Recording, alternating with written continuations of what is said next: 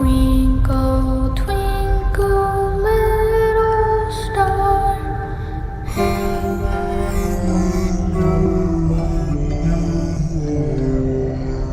He's alive!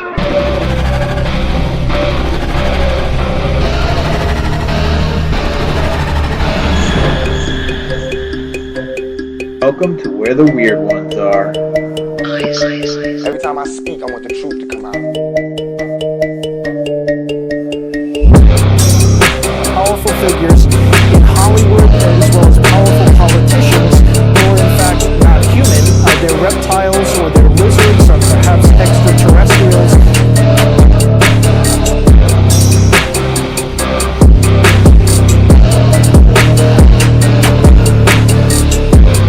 I don't think it is a human. I think it's a Sasquatch.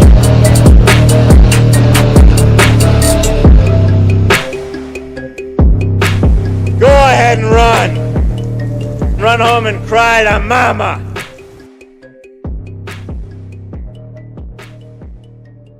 Let's get weird.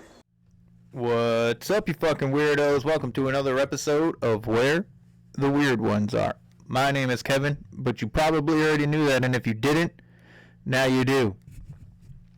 Today's episode is with Shayn Jones. He's the host of Inquiries of Our Reality, as well as Bizarre Encounters. You can access both of those shows through his umbrella, the company he started called Open Minds Media. He comes on and shares a bunch of his stories, you know, shadow people, possible Wendigo, a big cat in the woods. But yeah, also his theories, portals, you know, a whole bunch of stuff. We talked for about an hour before we started recording, and then we talked about an hour after we stopped recording. So, come to find out, we have a lot of things in common. A lot of life experiences that we share that are fairly similar. So, yeah, I really enjoyed the conversation. Dude is an encyclopedia. You talk to him about anything and he like knows what you're talking about. He does his research, so Bizarre Encounters, he does like a lot of like research based stuff, and that is with my good friends Oren and Jenny. They're his co-hosts on that, so, and I was actually on that show as well. So and in the near future, we should be able to reconnect for his other show. Hopefully, relatively soon. But you know, he's a busy guy. He's got a lot of things going. We all got things going on. So, anyways, also he is putting together a book. So if you guys are interested in shooting your stories to him, so he can comprise them into his book, I'm sure he will greatly appreciate it. Other news, I did just go to the Fort Knox Paranormal Fair, Fort Knox in Prospect, Maine. I met a lot of good people. I met a couple authors. One in particular, Michelle Shores. Her book has won awards, and I've heard her on maybe 2 other podcasts. So I've been interested in talking to her and actually obtaining her book so I could read it. And supposedly Amazon is suggesting people who are suggesting her book to people who get books within the same genre. So it's like America's first ghost story, and she's like very historically based her story around these historical figures here in Maine. So hopefully in the near future, I already talked to her. She's going to be on. Emma G. Rose, also another author. C.S. Packard, also another author. So if you guys aren't familiar with their work, please go check them out. They're from Maine. So, and then obviously my good friend and acquaintance, Nomar Slevik, he actually was there speaking at the Paranormal Fair. I'm trying to reach for something here to show you for the people that watch this. So, this is, the lighting's a little bit too bright. This is Paranormal and More. This is his documentary. It's about 40 minutes long. I watched a little bit of it, and my daughter got a little antsy. She didn't really want to be sitting there anymore. But yeah, was able to meet him in person. That was phenomenal. So if you're interested, you can check out his Otherworldly and More, which is on Paraflix. Also, I believe he was episode 28. I might be incorrect, but I know he is 20-something. So if you're interested in checking that out, also check out his podcast. It's I Want to Believe. You can follow him at 207 Believe. That's his podcast Instagram handle. So, what else? Also going to Squonkapalooza this coming weekend, August 26th. It is 10 a.m. to 6 p.m. Shayn is going to be vending. So if you're in the area and you're interested in a cryptid-based convention, definitely come down to Johnstown, Pennsylvania, 10 a.m. to 6 p.m. at Central Park and check it out. Possibly meet me, possibly meet Shayn. Maybe even buy something from Shayn, because I know he's working his ass off to have his stuff ready for vending. So I think that's about it, other than hitting up HealWithKristina on Etsy and DeeperDown.store. Also check out my Etsy, etsy.com/shop/wheretheweirdonesare. You can get a bunch of merch, some designs that I brainchild and Emily Leto, the fine art medium, was able to bring to life. And we are currently working on that comic book. So she is starting the first couple of pages that I had already sent to her. And hopefully I can get that finished here, completely finished relatively soon, so I can get it to her. And the rest of it will be in her hands. I'm trying to get it out by Halloween, but it is approaching September right now, so maybe end of the year, before spring. I'm just going to say before spring. We're going to try and get it out indefinitely. If it doesn't come out by Halloween, it's not the end of the world, but I've been saying by Halloween for a while now, for a couple weeks, for months actually, but it will come out, and I hope you guys will love it. That way I can continue to make more, and it's a passion of mine, so storytelling anyway. So yeah, other than that, check out the Etsy's. Obviously, the ads for Kristina and David will be in the show. So you'll get the coupon codes with those ads, so check that out. Other than that, leave a review on Apple if you feel so inclined to. If you don't, I don't really care either. I just hope you enjoy the show. So with that being said, I hope you have a good day. Hope you have a good night, whatever time you decide to listen to this. And with that, stay weird. They're coming to get you, Barbara.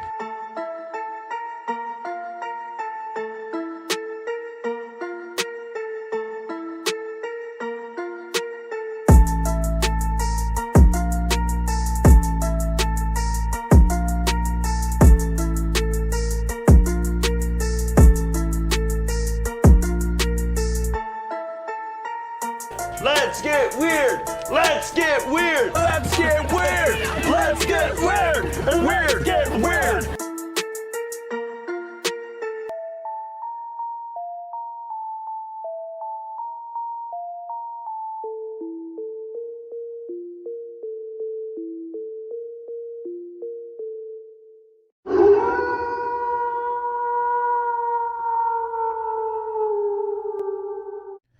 www.deeperdown.store. That's where you want to go if you want a hoodie like this. I don't know if you can see it that well.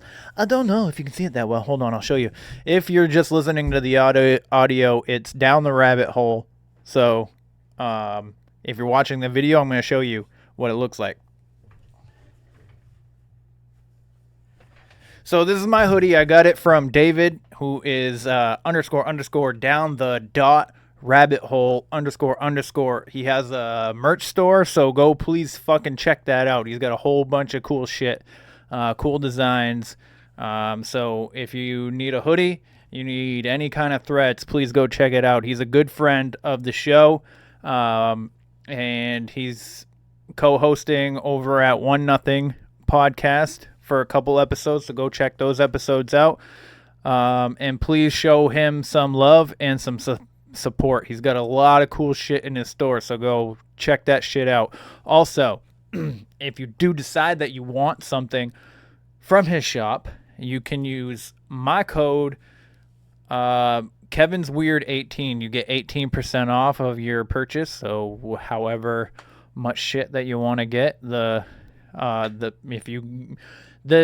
better it is for you to get more than just one thing with the coupon. So please go show him some love, show him some support. He's doing amazing shit. If you're not following him on Instagram, you probably should. So do that.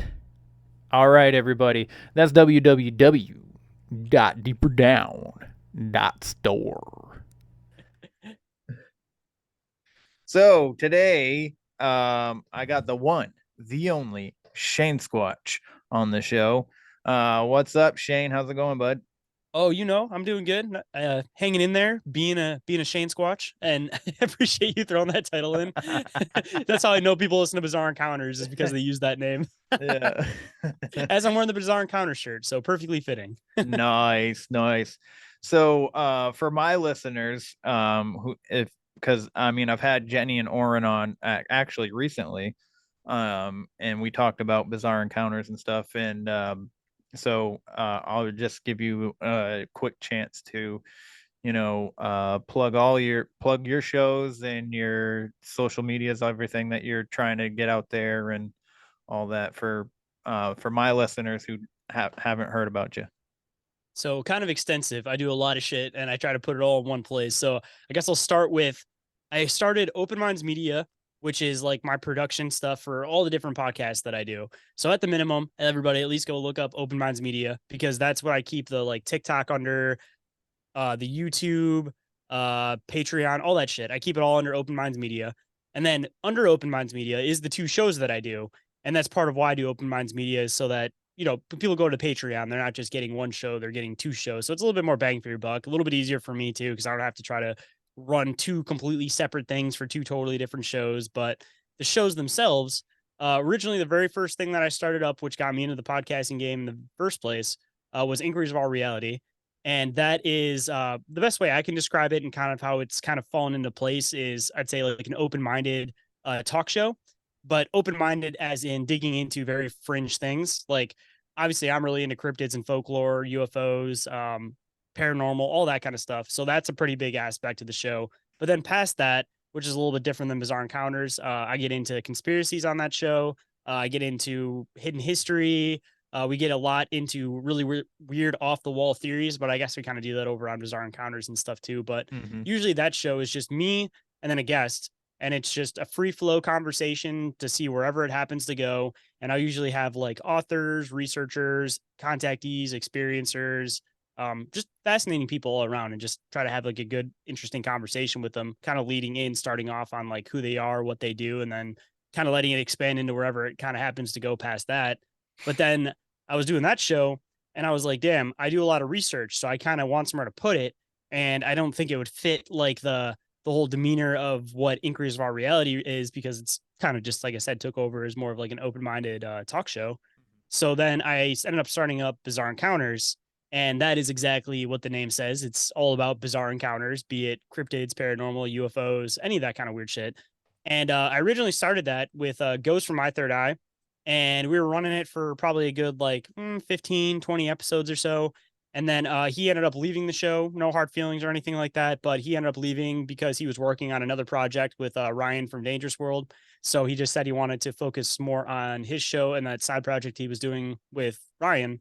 So after that, I was kind of sitting by myself with Bizarre Encounters. I didn't want to stop doing it because it's a really fun show to do, because it's where I get to kind of put my research, besides just like if it comes up in conversation and I end up talking about it on Inquiries. So I had to do something with it. So I ended up doing a post talking about how I was looking for a new co-host, and I got bombarded with shit.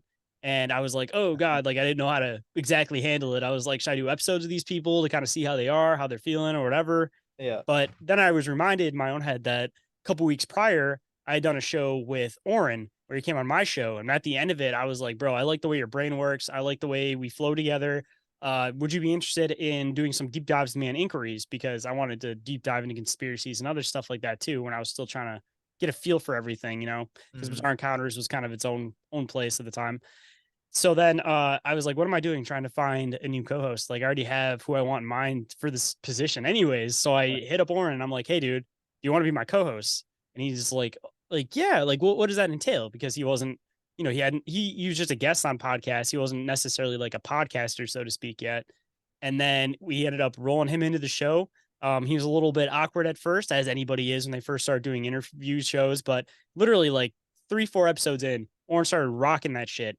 And he just like fell into place and just became a fucking champ on that show. And then right after that, Jenny ended up coming in, who, for anybody that's not familiar, that's his partner, his significant other. And she focuses and really likes the paranormal stuff. So then Oren specifically really likes the alien stuff. And then I really like folklore and cryptids. And of course, we all differentiate into all those other things too, but everybody has like their favorite. So then we're sitting here like, all right, we're doing Bizarre Encounters and we have one person for covering each phenomenon essentially. So then we just started rolling with it, man. And it's been taken off more so now than I feel like it ever did. The conversations are great. We just all got even more comfortable with each other, where when we do the deep dives, we make some jokes, we do some dumb stuff. We come up with funny theories and stuff like that in the process. We come up with serious theories in it. And Oren and I and Jenny, we all do some really, really deep research. So we bring some really good info while also having fun in the process of doing it. And those two, they started off where they were like kind of shaky because, they were nervous, like whatever, but they fully fell into the position. And if they are listening right now and they don't consider themselves podcasters yet, you guys are definitely podcasters now. And you guys are the two best co-hosts I could possibly ask for. But that's pretty much all my stuff that I do is the two shows and Open Minds Media and the umbrella with Open Minds Media. So just look up any of the three. They all work. And you're on pretty much all podcasts and platforms, right? Yep. I should be on pretty much every single podcast platform.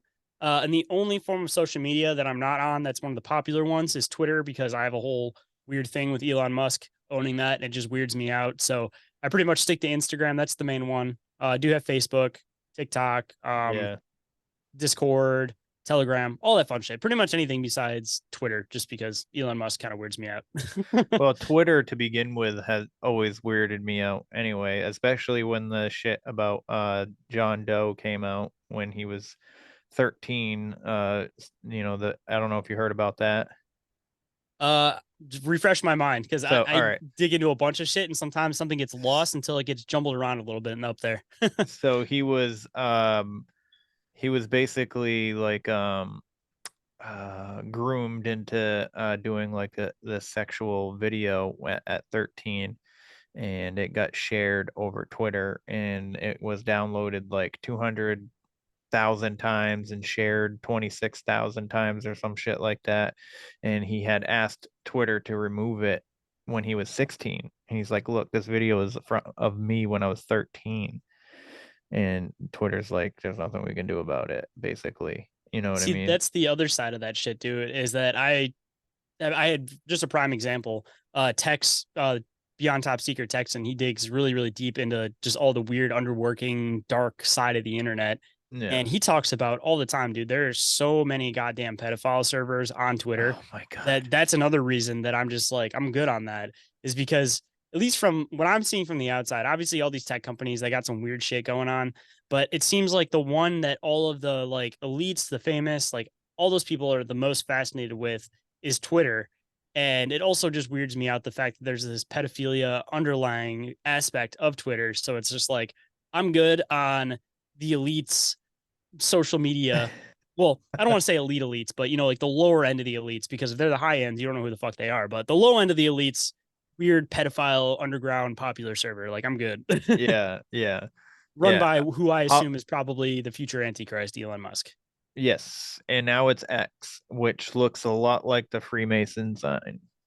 I don't Oh, know if you shocker. noticed Like that. SpaceX. Yeah. Everything has the X. Yeah. I saw that new logo and I was like, that's interesting.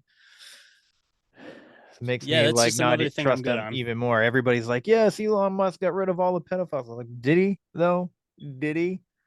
Are But you still, it's sure? an op though, man, because yes, woohoo, we got rid of the pedophiles, which he didn't really. They're just moved somewhere else, or they're just hiding their Most servers likely, better. right? But on top of that, past that, it's like the dude's trying to put fucking chips in people's heads, the Neuralink, and then he's also connecting these Starlink servers. So it's like, all right, so he's doing okay on these two pieces of technology. And I'm just curious how many people have actually connected the two. Like clearly they're intended to work with each other. So it's like he just threw up the Starlink and said, oh, it's for military to get internet. It's for whoever to get internet. And then he has these things he's trying to put in people's necks to connect them and make them part of the facing network, whatever you want to fucking call it.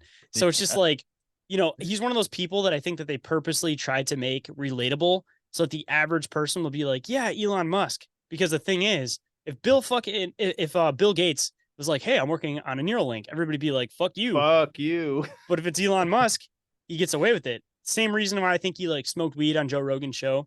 He's trying to play this relatable character because he's doing malicious shit and he's trying to hide it between like, oh, I'm a relatable guy, like I'm just chill. It's all good. Like it's fine. I'm just Elon Musk. Like I'm just doing me. I'm trying to push out all the bad people while also trying to secretly create technology that is going to manipulate people.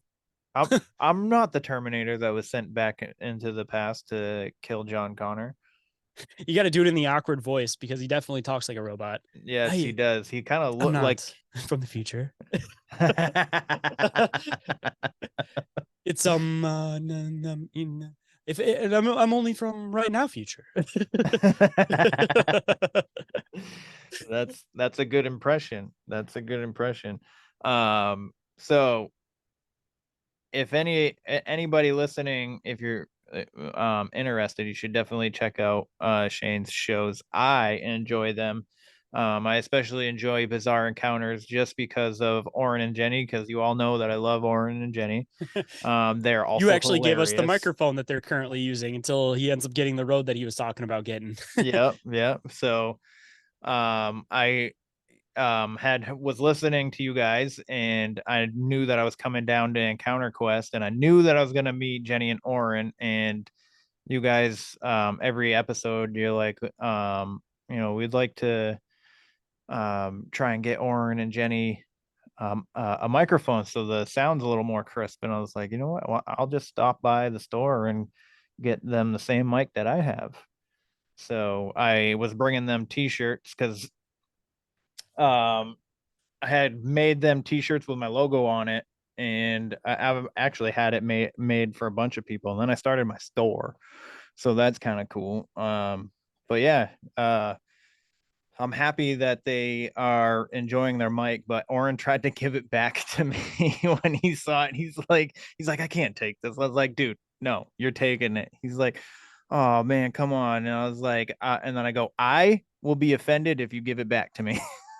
You need it, so just take it. I was like, if it was a problem, I was like, I wouldn't have gotten it if I didn't want to, or if I couldn't, technically, you know what I mean? Because I think he was more worried of like it being pricey or whatever. But it's on the cheaper end of the mics, but it's still like I mean, if you're listening to my voice, like I feel like it sounds fairly crisp. Obviously, the further away I get away from it, the sound's not that great.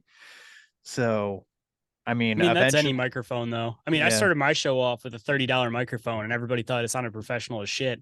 It's all about just knowing how to tweak the equipment. Yeah. So, but and then you have podcasts where they have like this mic and it's like it could sit on like right here and I don't even have to be like right on top of it for it to sound this great, you know what I mean? And it would still sit on my desk and it would still pick up my voice like this. I mean, the only problem with those kind is that I don't feel like they pick up like the vibration in your voice, because I feel like part of the trick is, see, I'm not even holding it close enough. If you want to really get that really good radio announcer podcaster voice, true, you got to be like close to the mic, but not too close, where you just kind of talk very, you don't yell, you just got to talk in like a mellow, chill voice. Until you laugh, and then you get, you know, all the air hitting the mic. Yeah, if you laugh too loud. I listened to this podcast the other day. I don't know if you've heard of it, but you should check it out. It's one of my favorites. It's called One Nothing. She had another podcast on for episode 12, and this woman, like, I'm not trying to make fun of her laugh, because I'm not, but her laugh made me laugh. And she was so loud about it, and I was just like, "Oh, my ear!" at the same time. But it made me laugh, and it was a really good episode. So if you like weird, bizarre, and gory ways that people die, it's a good podcast for you, because it's like true crime, animal attacks, and like weird accidents. Sounds morbid. Yeah. And then she jokes too, so she's pretty funny. And she like tries to she's like if you find death really sad and you don't want to hear people laughing about it, then this is not a safe place for you. Dude, honestly though, as fucked up as it sounds, it's like you talk about some dark ass topics and you really do have to break it up with like comedy. Yeah, you like should. Prime example, dude, fucking Strange Brew. And shout out to Tom, because he's always shouting me out on shows. So I figured I'd take the opportunity to throw one at him. But of course, he somewhat recently, it was like a couple months ago, but they did an episode on the Toy Box Killer. And for anybody that's not familiar with that, that is probably the most decrepit, morbid killer that I've ever heard of in my fucking life. Like, I felt like sick listening to it. And they did like the transcripts where they were like describing what this guy was saying that he was going to do to the girls and shit like that. But it's like so fucking dark and decrepit and shit. And like they had to like liven it up by like making jokes here and there and shit. And it's just like it's needed. And specifically on that topic and how dark that shit got, I don't think anybody could have pulled that off as good as Strange Brew did, because like the dark humor is expected, but like that dark of humor is only expected from like certain groups of people that can get away with it. You know what I mean? Yeah, I know exactly what you mean. So I recently heard that you are working on a book. So why don't you tell the two people that listen to this show about your book, and maybe they might contact you about their stories. Oh, that'd be fucking great. So part of the Open Minds media thing that I do is I'm trying to continuously expand that and not just make it like podcast productions. Like at a certain point, I want to start being able to do like mini series, different things like that, do video content. But then the other side that I'm trying to do, which is like the first next step, is I want to expand into Open Minds media publishing is what I want to call it. Mm-hmm. And I want to be able to publish like books for Oren, because he's working on a bunch of stuff, publish stuff for me. There's other authors I want to pop on there. They can pop on there, but pretty much make it so that it's like basically like a local thing, and take advantage of having a podcast and use that as like kind of like the advertising front for it. Because I mean, half the battle of finding a book is just projecting it to an audience. But you know, that's why I feel like a lot of podcasters and writing books is because it's like you have what you people are looking for marketing right in front of you. So it's like do the book, and then you have a means of actually like telling people about it, you know. But I've been working on a few different things.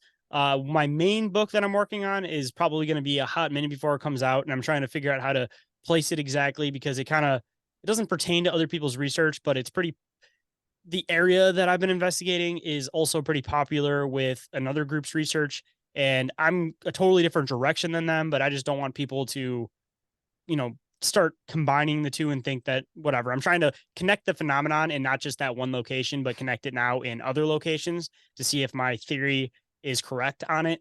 Mm-hmm. And so far, every single place that I found has these same characteristics. So I'm going to end up expanding the book, where originally it was going to be about that specific location, but I was worried about putting that out with another big group working on something in that area. But if I'm expanding what I'm trying to do, which is basically like trying to prove stargates for lack of better terms, and how you could theoretically open these things. The phenomenon like translates to like different locations. Like the stuff that I think that is needed for that to open is in all of these different places. Like you can find the same thing in Alaska, you can find the same thing in Michigan, and you find the missing foreign ones that are on these locations. So I think a lot of those people aren't like UFOs or Bigfoot or anything like that. They're actually like accidentally walking through a Stargate, because a lot of this is going to sound weird, but a lot of the seismic activity I found is around the same time as some of these missing 411 cases. So part of how I think you open a Stargate is by using vibration. So it completely makes sense that if these people are just exploring in a cave, for example, or doing something in a cavern, and some type of seismic event happens, even if it's just a light one, it might be enough vibration that it might open up a gate. But that's partly one of the books I'm working on. But the main one that I'm working on, which was the one that you were referring to, is I'm trying to make a collaboration of people who have had off the wall, very, very strange encounters. I want to try to make it as weird as possible. Like, of course, I'm always going to be interested in like Bigfoot stuff, but the main focus of what I'm trying to do for the book is I want to find encounters from people that they don't know what the creature is, what it might be, because I want to do a list or like an encounter in the beginning of it. And then the second part of it would be my research on that encounter and my different theories on what I think that phenomenon could have theoretically been. And my idea behind doing this style of book is that I want to make it a little bit different than other people's typical encounter books where it's just the straight encounter and you leave the information as what it is. I want to basically do step by step of my research and how I go from it, where I'm like, oh, that kind of sounds like this, this, and this, and then section it down to, oh, well, it fits this category more. So these are what my multiple theories on what I think this thing could be is. And part of like what the intention is behind that book is, one, it's kind of like showing the work. It's going to help people who have something that can't be explained, at least possibly be able to kind of start working in a direction on what they think it could possibly be. And also in turn, because there's a lot of information nowadays, and it's not that people are necessarily like grasping for information like it used to be in the past. It's a matter of being able to dissect through information to figure out what's the important information. So part of it is essentially supposed to help people kind of be able to do that, like a step by step, to see how like a researcher would do some research into like a weird phenomenon. So then maybe there's some more like listeners, anybody that just wants to investigate this kind of stuff, maybe it can kind of give them somewhat of like a framework on like how you would go about investigating like weird, bizarre encounters. But so far I have a handful in that book. I want to make it at least where it's probably like 20 to 30 encounters and then my descriptions of those. So if anybody out there has any weird phenomenon that they can't explain, they don't quite know what it was, maybe it fits into a category, but there's something really weird about it, like for example, like a Sasquatch, but then it like disappeared or something. Or actually, that's probably not a good example because there's a lot of theories on like interdimensional Bigfoot, but Yeah. just like something that's not familiar with Bigfoot. Like a prime example, I had somebody on the show named Carter Bouchard, and he talks about how he had this Sasquatch encounter where basically his car kept moving locations. Like he was staring at it and his wife was staring at it, and he said it was on this side, and then all of a sudden it was on this side, and then it was on this side, and then it was on this side. Like his perception was being like changed by something, and he thinks it was a Sasquatch using some type of like telekinetic ability. But again, a weird encounter. You're in the middle of the woods and you're seeing your car shift to two different locations. Like that's the type of weird shit that I want to put in the book. And I want to try to like break it down and say like, oh, well, this piece of folklore refers to something like this. And then this refers to this creature like this. And then I can kind of build it down from there. So of course I'm always interested in like the, I don't want to say standard encounters, but like, oh, I saw a Bigfoot walking across the path. I'm always fascinated in that. So if anybody wants to send me those, I love hearing those to begin with. But if anybody has some like really off the wall shit or something that they really just don't know what it was, maybe like a ghost, but it was like physical or something like that. Like it wasn't like a typical ghost. Like it was like completely solid or something like that. Just weird stuff is what I kind of want to do in that book. So again, I keep saying it, but if anybody has any weird encounters, feel free to throw them my way because I would love to include them in the book. And anybody that does that, there's two options. Either one, I can give you credit for your story if you want to have your name on there, or if you're not interested in having your name on there, but you want to still share the story, I can change locations, I can change names. Just if you guys send me any encounters, let me know how you'd like to go about it. And you don't necessarily have to type out an encounter for me, even if you record yourself on like like on your phone, for example, and you send like an audio clip or something like that, or you go on Instagram and you send me a voice clip or something like that. I can always run it through programs, turn it into text, and go from there. So you don't have to physically sit there and type it. You can just tell your story into your phone and send it over to me, and I'll include it in the book if you guys just tell me how you if you want your name included or not, I guess. Nice. You could use one of mine too that I've told you on Bizarre Encounters if you want. I would love to use your mushroom one, actually. Yes, yeah, that one I'm still like weirded out by that one. But interesting enough, you talking about this guy with the car. So the a gentleman had come on my show, like I think it's like episode 28, So it was a while ago. But he's an author, and his name's Nomar Slevik, and he does essentially the same thing that you're doing with the books. So he does like encounter books and stuff, and he was out. Um, I can't remember where he was, but it doesn't really matter. He was investigating like a Mothman encounter, right? And he's out there in the woods, sitting in his car on the side of the road. And then he's just like, all right, I'm gonna go back to town. I'm done. He saw red eyes in the woods in like the swamp area, and then he waited for a while and he never saw him again. So he started driving because he had been facing town, and he's like, I only drove like not even a mile out of town. He goes, so I'm driving, and it was like, 10 minutes, 15 minutes, 20 minutes. He's like, I should have seen the town sign by now, and I should be able to see the town lights and everything. He goes, and I'm not seeing it. So then I turn around, and I'm driving, and I'm driving, and I'm driving. He goes like 10, 15 minutes, 20 minutes. He's just like, what the hell is going on? And then he turned around again, and within like 5 minutes, he was in town. That's fucking weird, bro. I Yeah. think I've heard that from somewhere before. I wonder if it was. I wonder where different encounters that had something somewhat along the same lines. I mean, Yeah. that's like a prime example, bro. Weird time slips are fascinating. Yeah. Especially when there's not a UFO scene, so it's not connected specifically to a UFO phenomenon, but just Yeah. weird time slips. I love that interdimensional shit, dude. I got so many theories on that stuff. Same. I kind of think that Mothman might be extraterrestrial in like a spacesuit. You know what I mean?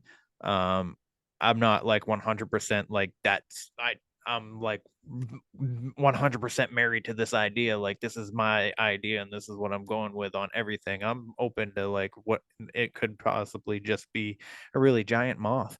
But I'm super intrigued by that. So the fact that that happened to him while he's investigating a Mothman encounter, and he sees these red eyes, and then this happens, it kind of feels like, missing time to me. Mm-hmm. So I mean, at least for me, bro, I always I don't know if a lot of people know this term, but Raven Mockers. It's a Native American legend about this like harbinger of doom, essentially. So it's like you already had Mothman stories that are dating back centuries ago before the initial Mothman thing. So I mean, they theoretically could be paranormal. I mean, interdimensional or aliens, or it could be some type of like nature spirit, possibly, or some type of just something paranormal. But I mean, just to throw in a little extra fun story here. Do you know why Mothman is called Mothman? Because there's originally a different name. Was it? I didn't know that. I just assumed that they associate him with looking like a moth. Well, originally people said that he looked more like a bat, and you can Mm. call him Batman because Batman was already a name of a superhero. So they took the next closest thing, which was Mothman, and then they ended up rolling with that. But like the original name, description, whatever, would have been Batman if it wasn't for there already being a comic book character named Batman. What? I didn't know that shit. Mm-hmm. Dude, I'm learning so much new shit today. So, before Shayn and I started recording, we had talked for almost an hour, just about random shit, and he's telling me stuff about Zoom that I didn't know. He's telling me about books and audio books and PDF files that I didn't know anything about. So, you're just a plethora of knowledge. You're like an abyss, dude. I feel like I could just reach in and grab something out of you like every 10, 15 minutes. So Dude, I've been hearing that since I was 6. I love that terminology.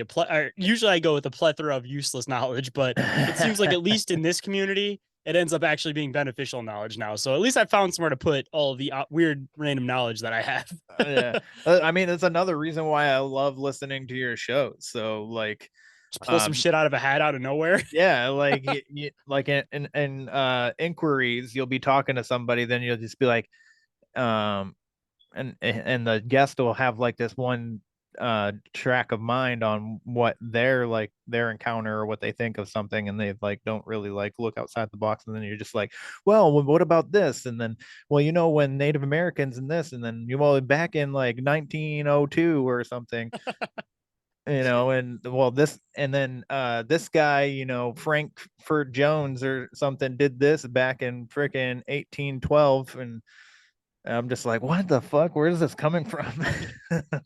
Dude, that's one of my favorite things though about inquiries and bizarre encounters, bro, is I always love when I can have a researcher on and then they end up leaving the show with like, damn, you gave me some shit to think about. Cause that's like one of those things that it's like, you know, mostly as a podcaster, it's like you interview. So it's like, you're not really like throwing in much information to them. So it's just like a little extra like pat on the back when you can be a podcaster that helps a researcher out. So that's, I mean, I guess kind of where my show differentiates from, I mean, I'm sure there's people doing it, of course, but that's where my show, I guess, kind of differentiates from a lot of other people's shows is that I don't just do the typical like interview. Like I said, it's an open-minded conversation. It's not, you know, we get into a conversation. I started throwing some weird shit in. We expand on our theories, and that's the fun part about it is when you can start expanding on somebody else's theory and give them new shit to think about. Yes, yes. And I mean, same thing with this show. Like I started it as more like a interviewer type thing, and now it's just kind of like morphed into just a podcast about two people having a conversation. And it just happens that the guest is the focus, you know what I mean? Is the topic of the conversation, and their stuff is the topic of conversation. And then you know, I'll, like I told you before we started, sometimes I'll just go on a little bit of a tangent on something, especially when it comes to government. So, but anyways, so with that being said, the main reason why you're on the show is because you have encounters. So I remember when I was on Bizarre Encounters, you had mentioned that you had a possible, or maybe 100, you're 100% sure. I think you said maybe, but a Wendigo encounter, and I would love to hear that. So there's a lot that goes into this. So I have to try to categorize it on where it should be. Well, this is how I'll do it. I'll tell the story itself.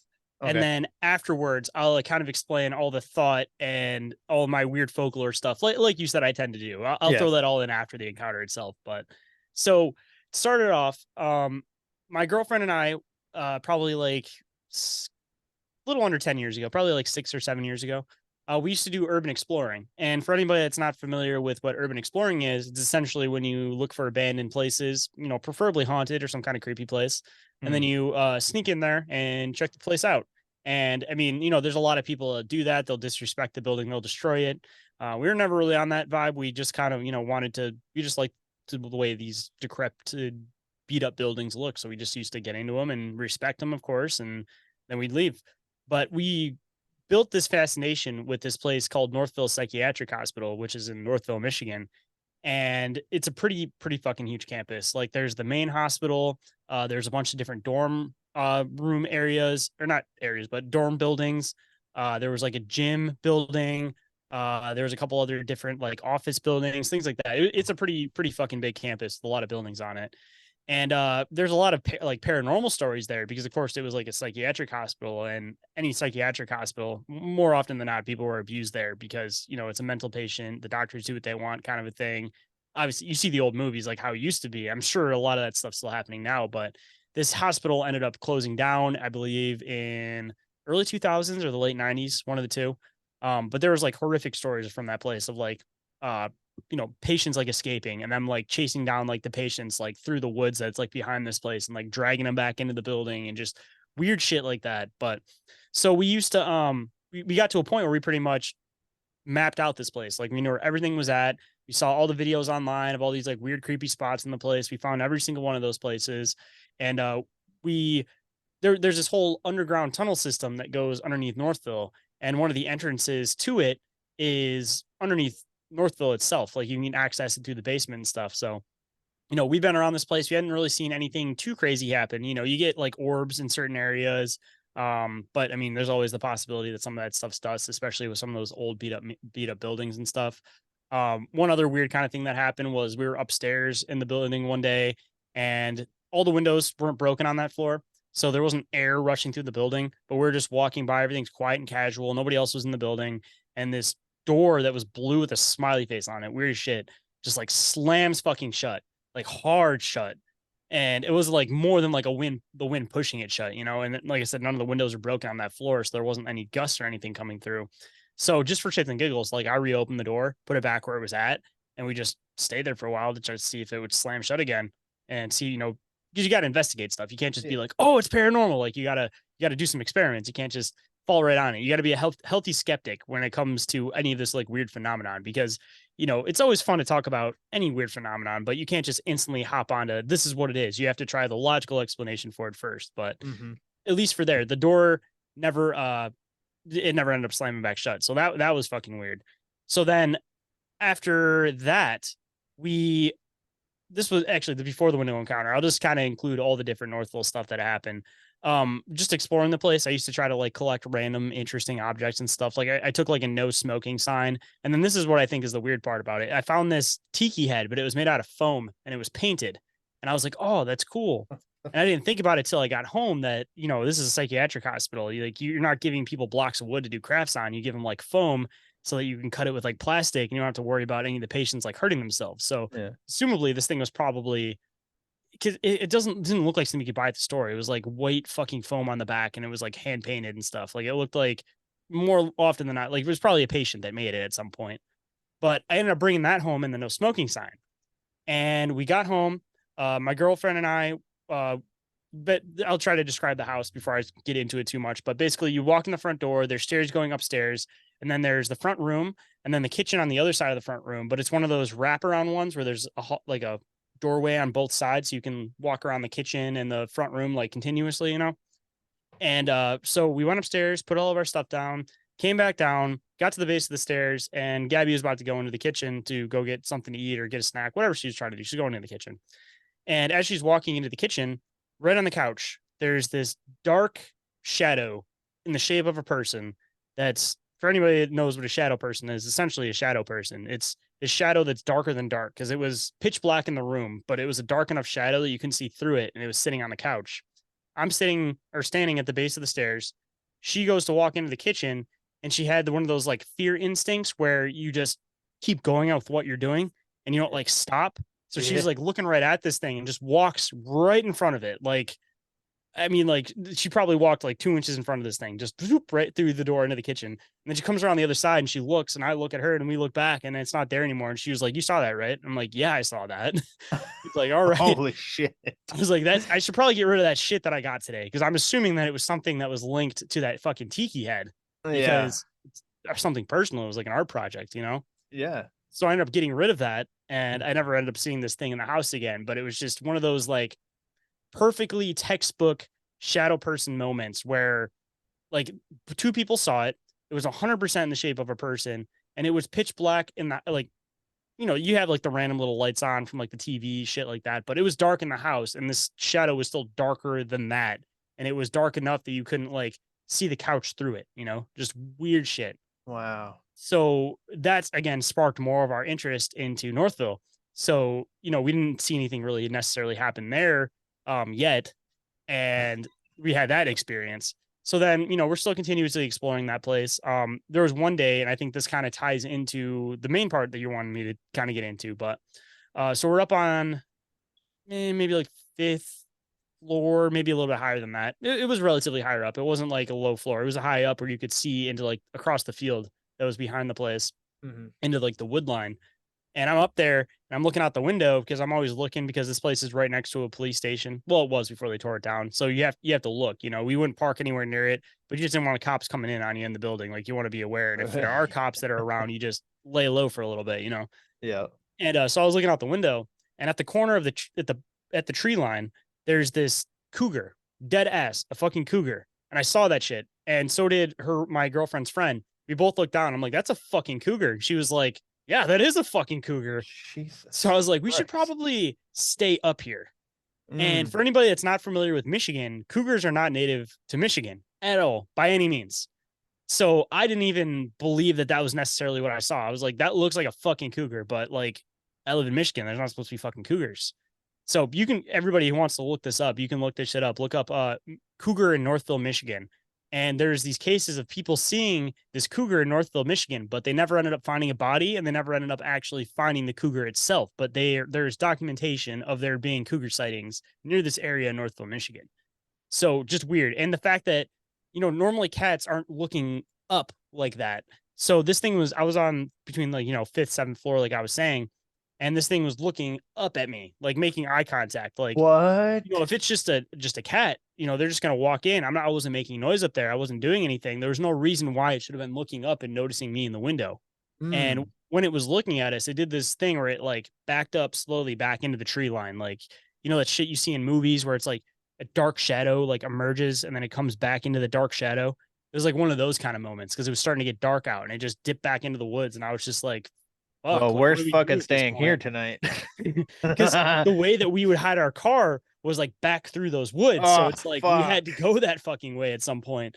So again, heart attack moment. We ended up, I think, going through the street from the front and walked all the way back around the main street because I didn't want to take a chance going through those woods. Yeah, I don't And blame you. like I said, that thing was never found, man.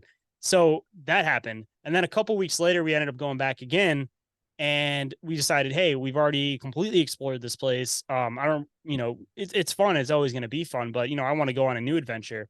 And the tunnels we'd never actually gone in before because there's a lot of freaky stories about that. And even just the concept of, your batteries run out of your flashlight runs out of batteries and you're down there and you don't have any other ones. And it's a tunnel underneath the city. So this shit's like pitch fucking black.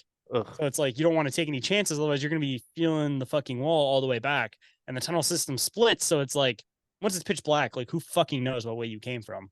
Unless you're using some kind of like glow paint or something like that to be safe. But like it goes underneath the whole city. Like it's big. Yeah, I have a slight fear of the dark, so you would not catch me down there.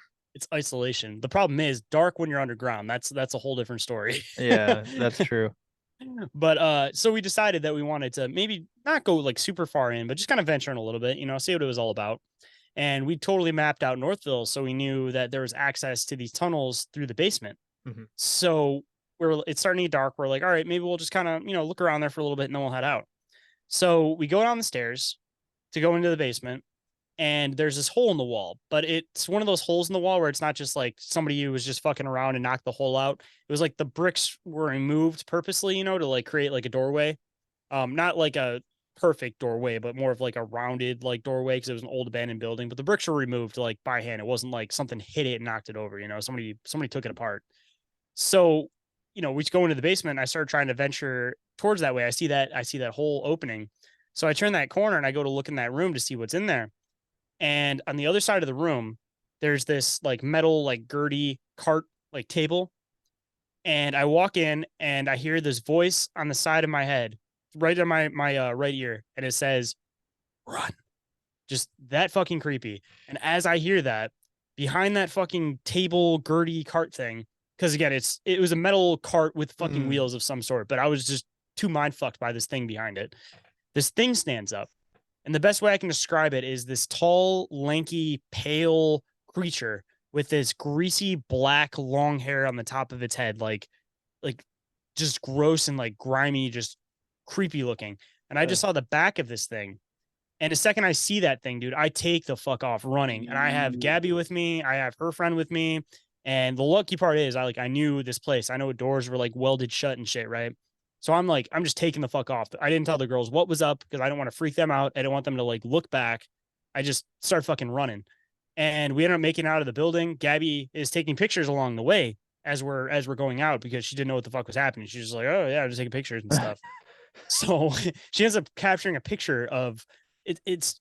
It's weird. It's not like, it looks more like an apparition, but you can 100% see the thing that I saw within this picture. And it was like crouching down in the hallway behind us. Fucking way. Creepy as shit. And I didn't know what this thing was forever. And this is honestly what started sparking my fascination into cryptid research. And I was like, could it have been like a homeless person? Like, no, because this thing was like tall and lanky. Like it didn't look like a person, like should be shaped. It like got up with this like broad, like shoulder, like creepy stance. And I couldn't place what it was. I started looking up like grayskin this, blah, blah, blah, blah. I was just looking stuff up, trying to figure out what it was. And I kept going back to Rake and Pale Crawler. And I started looking up just like things about it. And I kept going back to like Wendigo, but I was just like, oh, it can't be that because, the deer head, this, that. And for anybody that knows me, I'll address that in a few minutes because that's not what a Wendigo looks like. Yes, exactly. I was gonna mention that, but if you're gonna do it, then I'll let you. Yeah, that's part of the rant that I was gonna get into after the story. But so I didn't know what this thing was. I ended up getting back to rake, pale crawler, but it had fit like some of the descriptions of like a Wendigo. So for a while, I just categorized this thing as like a pale crawler or something, right? And that was just kind of where I just left it in the back burner of my mind.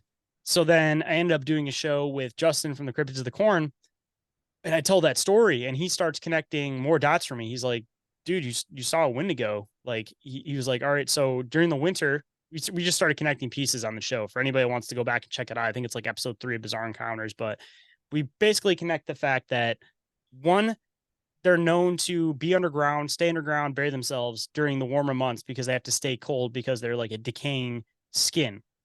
And the second part is with the Wendigo, there's still the person in there, and there's like a spirit that they're fighting. And there's these stories about with the Wendigo how, people would know their name, and then that would make them pause from like attacking them because they would just reconnect them with their humanity.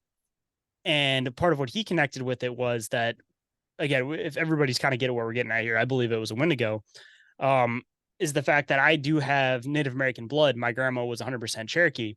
So he thinks that because I had that Cherokee blood, that this thing kind of knew that, and it took advantage of the fact that it still had some of its humanity in it to basically tell me to run. So what we both kind of theorize is that voice that I heard run was actually the human that was inside of that Wendigo spirit, that Wendigo creature.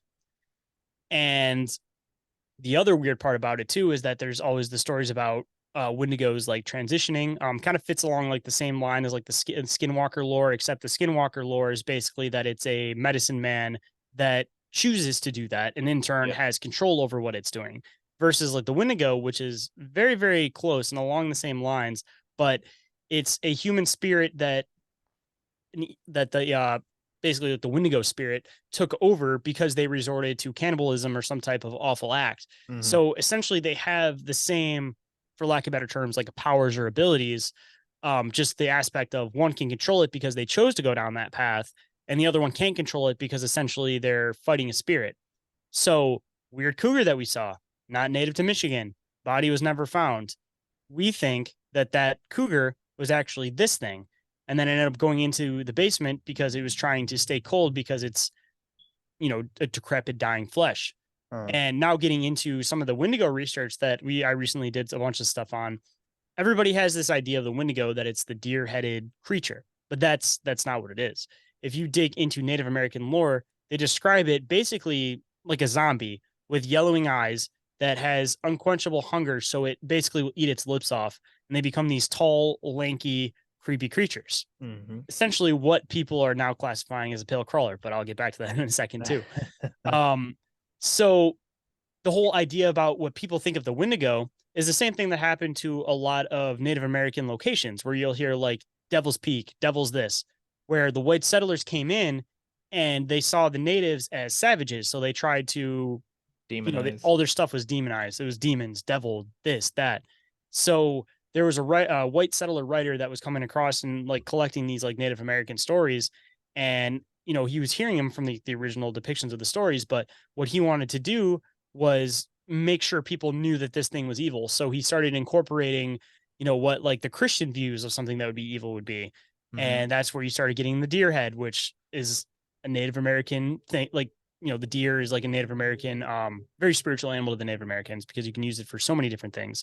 So he was combining that with the whole like goat head demon lore and basically trying to demonize Native American culture. And it took off so much that that's what everybody knows the Wendigo as, where like if you actually saw a depiction of what a Wendigo actually is, according to Native American lore, it essentially is like a tall, lanky, creepy ass zombie. I always thought that there was a movie like in the 60s or the 70s that it was about a Wendigo, but he happened to just be wearing a deer head skull, and it had the antlers and shit. And I always thought that was the reason why. But if this white settler guy was going around and doing that, then obviously that's where that came from. So Well, it's a continued thing through media too. Like he makes a reference to it, and then somebody at some point had to have made the first like visual representation of it. So I mean, that could have been, you know, the first like visual representation besides just like a sketch or something too. So I mean, that's still maybe a first, but just, you know, like a different first, you know. yeah. But the last part that I want to kind of get at with this whole thing is that okay, so you have everybody that talks about the rake now. You have everybody that talks about the pale crawler. I personally think that this is what happened. So everybody knows a Wendigo as the deer-headed creature. So when they start seeing these things that are Wendigos, it's not a Wendigo to them because they know the Wendigo is the deer-headed creature. So they're like, what is this weird, lanky, creepy creature? So they give it a new name. They start calling it pale crawlers and rakes.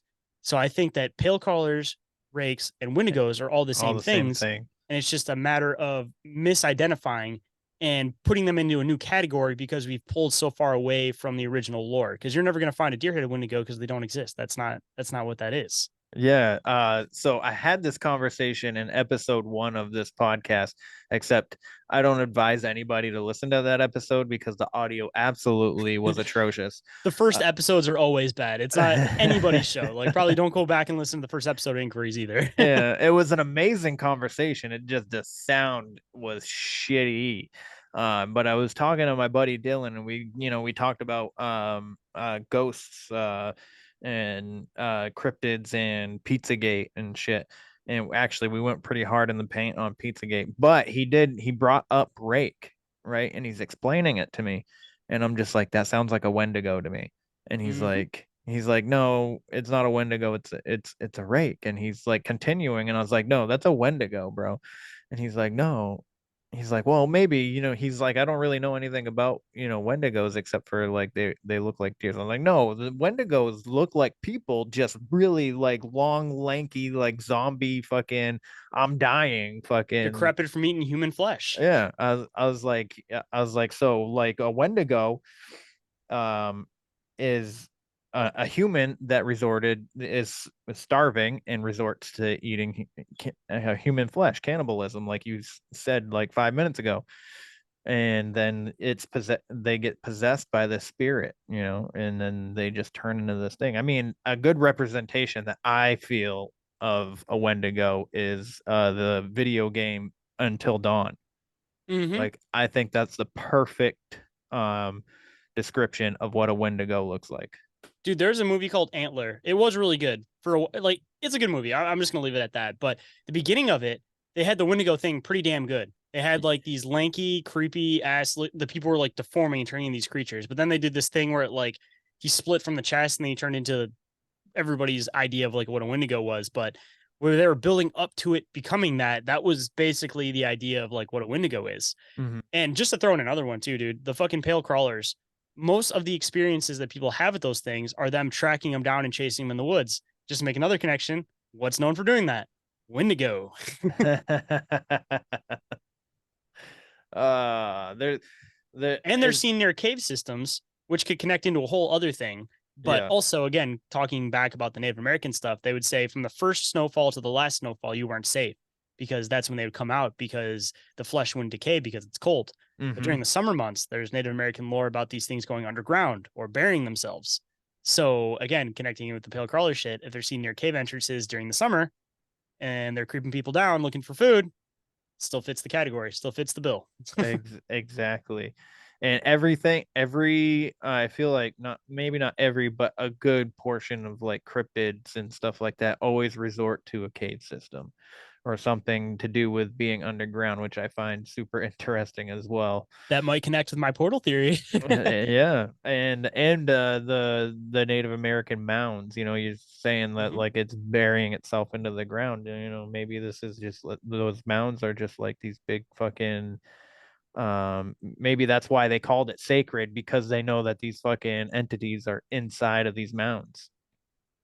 I mean, shit, even talking about those mounds too, there's a reason. Okay, so if we know stuff has Native American artifacts in it, like more often than not, like we end up digging that shit up because just the way we are, we didn't care. But when we were originally digging up these mounds before people were like, all right, we're not going to do this anymore. They were finding basically like giant skeletons in them and then smaller skeletons like wrapped around them and stuff too. So it's like all these mounds every mound that you see could potentially have a giant at the bottom of it. And that could possibly be why they don't want people to dig up these mounds. And they're like, oh, it's sacred. Oh, it's this. I mean, it's a burial ground. So you still have that like spiritual aspect to it. But I still feel like they're also trying to hide something also in the process. And again, just to throw in another weird theory, people talk about, oh, why haven't we found any Sasquatch bodies? Well, Sasquatch connects in with a lot of Native American lore. And they talk about how they shared a lot of the same views. Like back in the day, they, some Native American tribes even refer to them as like another lost tribe, essentially. So, knowing that they have that, if they are moderately intelligent, you find mounds all over the fucking woods. So I wonder how many mounds could actually be also Sasquatch burial grounds. And the reason why you never find a Sasquatch body is because they do have burial rites and they put the people underground. And maybe that's where the Native Americans got the idea from, was from watching the Sasquatch bury their dead in mounds. That's a Just good, throw a weird one in there. That's interesting. I like that though. I like that. That's using your noggin, which I know you do. Dude, by that logic, man, it's like there's hills and mounds all over the fucking woods. It's like, even if there's like the big mounds that everybody knows about, like the big prolific mounds, but just any hill, mound, whatever found in the woods, man, like who knows realistically what could be in that thing? Like there could be a Sasquatch body, there could be a Native American body, like any little foothill you see over time, grass is going to grow over it. You're just going to think they're walking over little foothills, but realistically, you could literally be walking over like some type of ancient graveyard, not even realizing it. That's true. I kind of think that the ground we walk on isn't the original ground anyway. Oh, dude, fucking Egypt shows that. The Easter Island shows that. All these old structures, dude, we never just find them sitting on the surface. They're always buried, which proves the fact that, again, like the ground is always adding more on. And even so, like digging up dinosaurs, digging up whatever, like they dig through layers in the ground to be able to understand eras. So it's like, obviously it's going up. Like there's more ground being created, It's just like the mud floods, like, and shit like that. Cause when you go into like in America alone, you go into like these big city areas or whatever, or I could even just go downtown and in this town and go to like town hall, and there's like these big ass windows, but you only get half of it because I'm walking down the sidewalk and only half the window is showing out of the ground, which I find fucking pretty interesting. And then the doors like are just like extremely massive for no reason. Almost kind of makes you wonder too if it's one of those things that the ground gets soft, the ground hard. Like I don't think anything's necessarily always stationary. It makes you wonder if maybe there is more ground, or two, if it's just the matter of everything's heavy, because I mean it's a fucking brick building or it's whatever, it's a building. So over time, for thousands of years, like it's bound to start sinking to some extent. Like they talk about how the Lincoln Monument sink, or not the Lincoln, the Washington Monument sinks like an inch a year. Like imagine if you have something as heavy as the fucking pyramids, for example, sitting on sand, and then you add thousands and thousands of years to it. Like maybe it's not that there is more shit. Maybe it's just the fact that it sunk more. And I mean, even in that category, I mean, there's still the sand blows, there's sandstorms, all that shit gets covered up. But even like Machu Picchu, like any of the weird Metholithic sites you want to look into, they're all half underground. It could just be because they're so goddamn heavy because it's all stone that they just sunk, like the Easter Island heads. They have full bodies underneath them.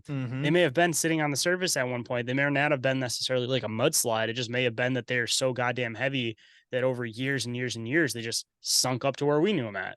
Yeah. And everything's vibration. And so like, I feel like the earth is always like, has Giving like it a vibration shake to it. So it's just like, like, and that's basically what the mud flood is just a vibration that's so violently vibrating that it sinks. That's basically what the mud flood theory is. So I think just the earth is constantly vibrating, and that's why I think, like, because there was one time when I was a kid, we were living in a trailer out in fucking Vermont, and the trailer just kind of like starts like doing like this little shake. And I was like, what is that, an earthquake? And my mom's like, no, that's the house settling. I was like, what the fuck? What does that mean? I mean, shit, there's seismic activity everywhere. I mean, even if you're in a state that doesn't necessarily have seismic activity, there's still some type of activity happening under the ground, even if you don't feel it. So it's like, even past the world itself having its own frequency and vibration, there's still the constant like shifting of the tectonic plates that are under the ground constantly. Yeah. Yeah, that makes sense. And that's one of the things that you learn in school is like the tectonic plates always shifting and moving. So I mean, it makes sense for the earth to be, to me, to be vibrating. So everything sinking makes sense to me. And I don't know, have you ever heard, I'm assuming that you have heard of Tartaria. Mm-hmm. Yeah. I never really dug too deep into the mud floods or Tartaria because I never quite knew where to like categorize it at. As I Yeah. didn't know if it was one of those things that it's like trying to just throw people off in a totally different direction, if it's definitely a possibility. But one cataclysm I always dig into is the whole like great flood concept because I definitely think that's Yes. fact. Yes, I think so too. But I find it interesting every time they talk about Tartaria and the mud floods is they'll talk about like the world fairs and how when settlers came here that there were structures in like cities here already before the colonists even showed up. Um And that could so have been generations after too, because if you get into the whole like great flood idea, like Graham Hancock says that he believes that it happened in the Scablands in America. And yeah. the reason why America could be the new land, that may not be the case. It may be the old land, but there's such a huge cataclysmic event that happened here that everybody fucking separated away from this area. And that's why it's so flat and people didn't find much here, is because everything got fucking bombarded, destroyed, washed over by waters, floods, all that kind of shit. Yeah. And then it's just like the remnants that were left is what we're looking at now, which completely makes sense because most of like the old structures in the Americas are all fucking destroyed. And the Grand Canyon used to be underwater. There's proof of that. Yeah, they're saying that that was like a big bunch of water that rushed in, so that still could have been part of the Great Flood too that created the Grand Exactly. Canyon. Exactly. Because, dude, Exactly. anybody that hasn't watched Ancient Apocalypse, that Graham Hancock documentary, the last episode where he's describing the Scablands and the amount of fucking water that went through this goddamn place, he was talking about like they're standing in it. It's basically like this Grand Canyon size looking fucking thing at the bottom of it. And they were just like, imagine this as just rushing water coming in this direction. He was like talking about the path of like where the water went. And he said this was the most destructive water force that we know of that ever existed on this planet. They're like, imagine taking every single body of water that exists on the planet and then pushing it all through one area all at once. And imagine like the destruction and chaos that happened all in this area all at fucking once. Like, that's horrifying. Just if you haven't watched that whole series, at least watch the last episode and you guys are going to be shitting fucking bricks. Like, people are scared of Yellowstone volcano, bro. Like, I'd be more scared of that fucking water. Like, holy shit. Yeah. Yeah. And there's actually, speaking of volcanoes, there's a volcano erupting right now in fucking Hawaii. Well, the volcano in Hawaii isn't they have some that are always erupting. Yeah, I Essentially, guess you're right. Hawaii is just volcanic rock. Like those Yeah. islands were all formed from volcanoes in the first place. Yeah. Did you hear about the volcano that had been inactive for like 100 years or something like that? And it's underwater, but it's erupting, and then they found like these huge ass eggs at the bottom of it. I did not. Yeah, they were talking, and when they're talking about the eggs, like I feel like I look like when I'm thinking about when they're talking about it, it looks like a giant like dinosaur egg, but they were like linking it to like stingrays. But they were saying that the eggs were too big to be stingrays, but like in the media they were saying that it was stingrays. Of course, they always got to cover it up with something because nobody can really get a true size comparison unless they're physically there actually seeing it. Exactly. But dude, they still exist around the planet. Like, just a prime example, I had Pat Spain come on the show not too long ago, and he was talking about how he was in Mongolia, just walking around like the fucking deserts in Mongolia, and he said he literally found a fucking dinosaur nest with 3 eggs in it, like actual fucking dinosaur eggs, and he ended up reporting it to the government. And he basically went on this long story about how there was this whole story about how Nicolas Cage supposedly bought a dinosaur egg from the Mongolian government. And he's pretty sure that Nicolas Cage owns one of the eggs that he discovered. And he's also a beast hunter from National Geographic, if anybody isn't familiar. Like, the dude traveled around the world finding weird shit. So just one other thing to add to his book of Nicolas Cage owning one of his dinosaur egg discoveries. He said it was a fully intact dinosaur nest with eggs in it. And he said it literally looked like something just walked away from it and never came back. And he said there's so much area in Mongolia that people have never even stepped that it's not uncommon to find shit like that if you're really exploring the deserts there. Wow, dude, that's kind of dope. I wouldn't have reported it. I would have fucking kept the eggs, man.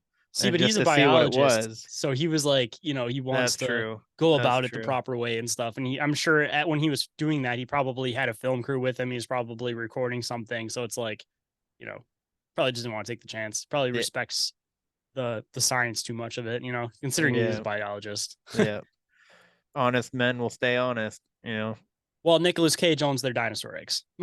Well, Nicolas Cage is not an honest man. He's also half reptilian. They're probably his babies, I know how to take care of these eggs properly, so they need to be in my care. Have you heard the whole thing about Nicolas Cage with there's those old pictures where they look just like him, and I mean they could be some form of like deep fakes and shit like that, but I heard somebody do this like whole connection about how there's been these this specific like Baron through time that he like fits the same category, does the same shit, and talks about how he was this person in his past life, and he just makes these like old connections and shit. Yes. Saying that this dude is Nicolas Cage now, but now he's gotten smart enough that he doesn't tell people about his past lives, but he does the same shit and he acts like it, and he doesn't care about money because he knows that he's like, I'm just gonna come back on the next one, fuck it. I mean, obviously crazy out there conspiracy theory, but I always like to just bend your mind just a little bit to possibly think outside of the box. I mean, could be complete fucking bullshit, but still interesting all the same. Yeah. And they were connecting it to like this Baron guy was like a supposed vampire or something like that, right? Or yep, that's what they were saying. That's another whole fucking thing, dude. People have their weird speculations on like vampires because of like popular culture, but realistically, you want to talk about creatures that have existed through time. There is more references to vampires and vampire encounters, I feel, than like any other fucking cryptid you could possibly imagine. Really? That shit goes back. Like the Sasquatch stuff, I mean, there's a lot of people present day having encounters and stuff, so that might be out of the case. But as far as like old stuff goes, dude, there's so many goddamn vampire encounters or just bloodsucker encounters, because it could also be just a matter of perception too. Because then you hear about, all the elites with adrenochrome and all this and all that. It's like, still it fits the vampire category. Like, let's just be honest here. Because vampires were drinking blood and staying useful. I mean, like, maybe it wasn't necessarily that they were like a creature of the night. Maybe it was just these elites back in the day that were killing people and drinking their fucking blood. And people created this folklore based on shit that we clearly know the elites are doing now to extract adrenochrome. I mean, they openly talk about it on fucking talk shows, and they're like, well, how do you look so good? And then they talk about, like, I think, what was it, Sandra Bullock on Ellen, like, I don't know, like a couple years ago or whatever, and she's like, oh, I just take this thing and I inject it into my skin. And she goes, and Ellen's like, what are you injecting into your skin? And she goes, well, like blood from a younger person. And I was just like, what? You just said that? Are you Straight fucking up serious? And she's like, and then she had the thing and she showed her what she did with it. And she just like injects it into her fucking face. And I was just like, what the fuck is happening on TV right now? Dude, that shit has been so underlined in everything for so long that it's not even funny, dude. Like, even just in TV shows and stuff, there's so much like references to just adrenochrome. They may not necessarily use it by name, but it's like, it's obvious and it's there. And then you hear about all these like old stories about like, it was like a warrior custom that when you killed something or killed somebody, you'd like rip out their adrenal gland and like chew on their adrenal gland. And you get this, like, you get to speak to the gods after that. Just crazy shit. So it's like the connection's there. And I was even hearing something recently. I think it was China. They were saying it, that there's like a specific subsection of beef that they like try to, it was one of the Asian countries. I'm pretty sure it was China. And I'm pretty sure it was cows, but it was some animal. People can look this up because I don't want to completely throw it off. But essentially, just to leave the story as basic as possible, there's specific animals that they use for meat that they try to get into a high fear state because they say that it tastes better when it has the adrenaline flowing through the veins when they kill the animal. They said like it makes the flavor better. And like that's something that they regularly do. So it's like, all right, that's there. Then you have these stories of the warriors having these experiences where they'd speak to the gods from chewing on adrenal glands. And you also have these stories about fucking people chewing on like shark adrenal glands and stuff. It's like, it's all underlined. It's all like soft disclosure almost, And then the other weird part about all the fucking woke movement now is you have like the maps and stuff like that. So they're all still trying to like make it normalized to be an older person hanging around kids. Like they're just setting it up to make it easy for themselves, man. Yeah. And you also got the Frazzle Drip video that was on Anthony Weiner's fucking laptop that he denies was ever being there and got erased. And then this the map thing is fucked. We don't even have to call them maps. We'll just call them pedos. Yeah, pedophiles. They don't deserve a name that doesn't sound bad. They should just be called straight pedos or pedophiles. We'll just call them like I see them. Yeah, and now they're trying to make pedophilia like a non-felony. So, and that you don't have to, after like a certain amount of time, you don't have to register anymore. Bro, as a society, we need to stop normalizing mental illness. Like, for real. People, of course, like if you have depression, you have something like that, like do what you got to do. Get your help, man. Like some people go through traumatic experiences, like they need that kind of stuff. But then there's just this out there subcategory of people, and it's just like their mental illness doesn't need to be normalized, and you don't need to be told like, oh, it's okay. Like, no, bro, there's seriously something fucking mentally wrong with you if you would ever even consider touching a child. Like, you're a fucked up individual and you don't deserve to live. I'm sorry, but by no means of the word, man. If you're into kids and you think that kids are attractive, like, no, you shouldn't be living on this planet. Let's just put it nicely without being too violent about it. I am 100% with you on that. I also heard a couple years ago that California had a bill that was lowering the consent age to 11. It would be California. California doesn't even count as part of the United States anymore. They're just they're off in their own fucking world, man. Fuck them. They're not even blue anymore. They're like fucking they're outer space.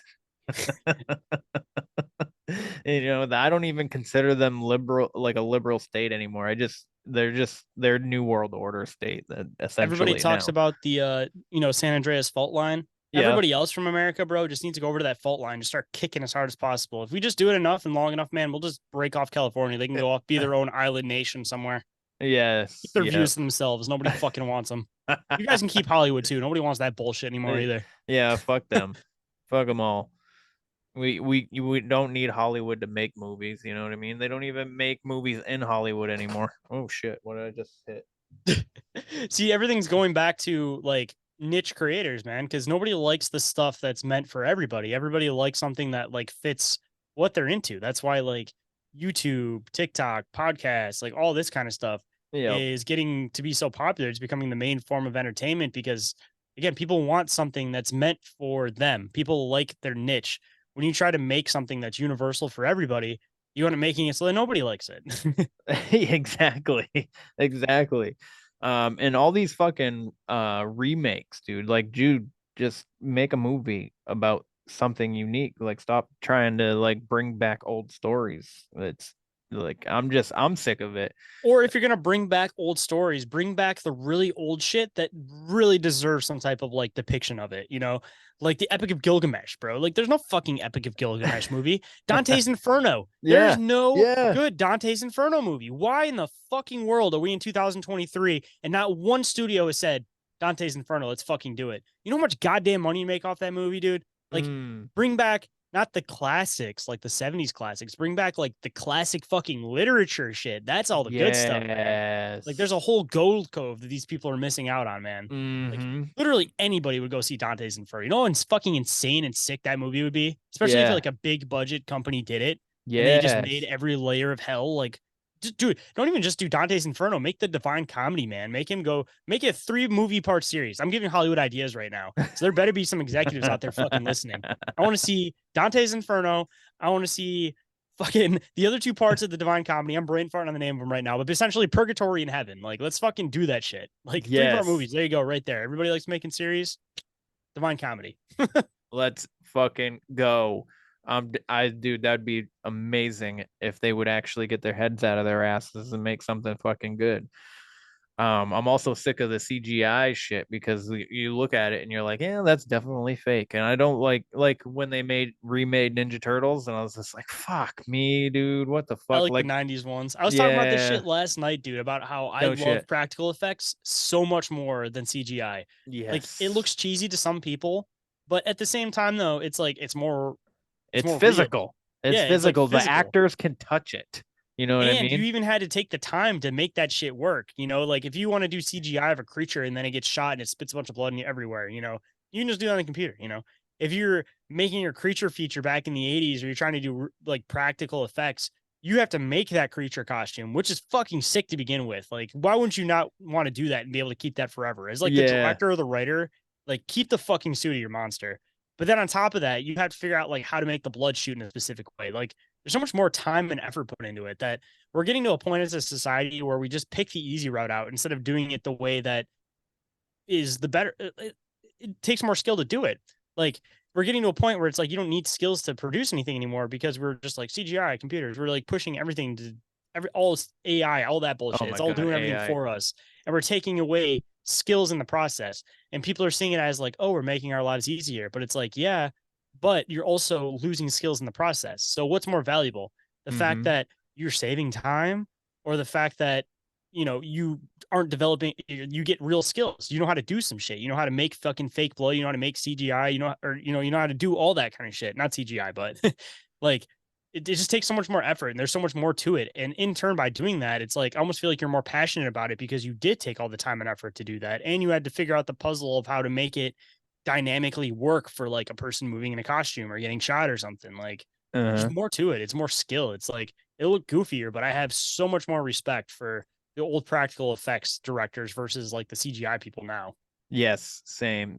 And I also miss the like puppet stuff too, like Dark Crystal and fucking the Labyrinth and Labyrinth. shit like that. Dude, that was fucking when I was a kid, I was like, dude, this they're fucking creepy as fuck, but it's fucking dope to watch especially when I was a kid. I mean, now it's not so much, but um Like the old yeah. Star Wars too, before they went back and re-CGI'd everything. Like you can't even Yeah. find the original Star Wars, but that shit was No, you can't. all fucking Oh, puppets. no, That shit that's was great. stupid. But yeah, no, I just the one with the what the fuck is the one with the Ewoks? Episode 6. Episode 6. Yeah, so I freaking that Return of was the my Jedi. yeah, when I was a kid, that was my favorite one just because of the Ewoks. I'm gonna be honest with you. Episode 5 for me because of fucking Boba Fett and the whole like fight scene in Hoth in the beginning and shit. Oh, episode 5, Yeah, hands down, that that's the best. that was the movie that when I realized that I was a heterosexual. When I saw Carrie Fisher fucking wearing almost nothing sitting next to um Jabba the Hutt Jess, that guy. And I in was just episode like, 6. Yep. oh, that's episode 6? That's the beginning of episode 6 because Oh, they're that's on why. Jabba's barge in the middle of Tatooine. Because Yeah. episode 5 leads off with the carbonite where they freeze Han Solo in the carbonite. Oh, And then yes. they take him and Leia. And then, yeah, he's frozen in there. Yeah. And Leia's essentially a sex slave, supposed to Yeah. be a sex slave. And yeah, that's where that one starts off. So yeah, beginning of Yeah. episode 6. Yeah, I watched that probably when I was like 6, and which is weird. And I was just like, hey, I like that lady right there. You know what I mean? I was like, she's got like nothing on. Actually, I might have been like 8, but still, same thing. I was just like, oh wow, look at her. Dude, I'm pretty sure I did that with Dark Crystal, or not Dark Crystal, the Labyrinth, the chick that was the older sister in that. When I was like fucking 6, I was just like, ooh. Not that she had anything crazy going on or anything, but just that whole like, I don't know, the demeanor of that movie, and then the chick Jennifer, going through like the labyrinth and shit. It's just like, yeah, yeah. Jennifer Connelly. Oh, you want to talk about heartthrobs though, and we'll change the topic on this one because this is probably isn't like the typical shit you talk about on your show, but fucking 80s stuff. The chick from the Lost Boys.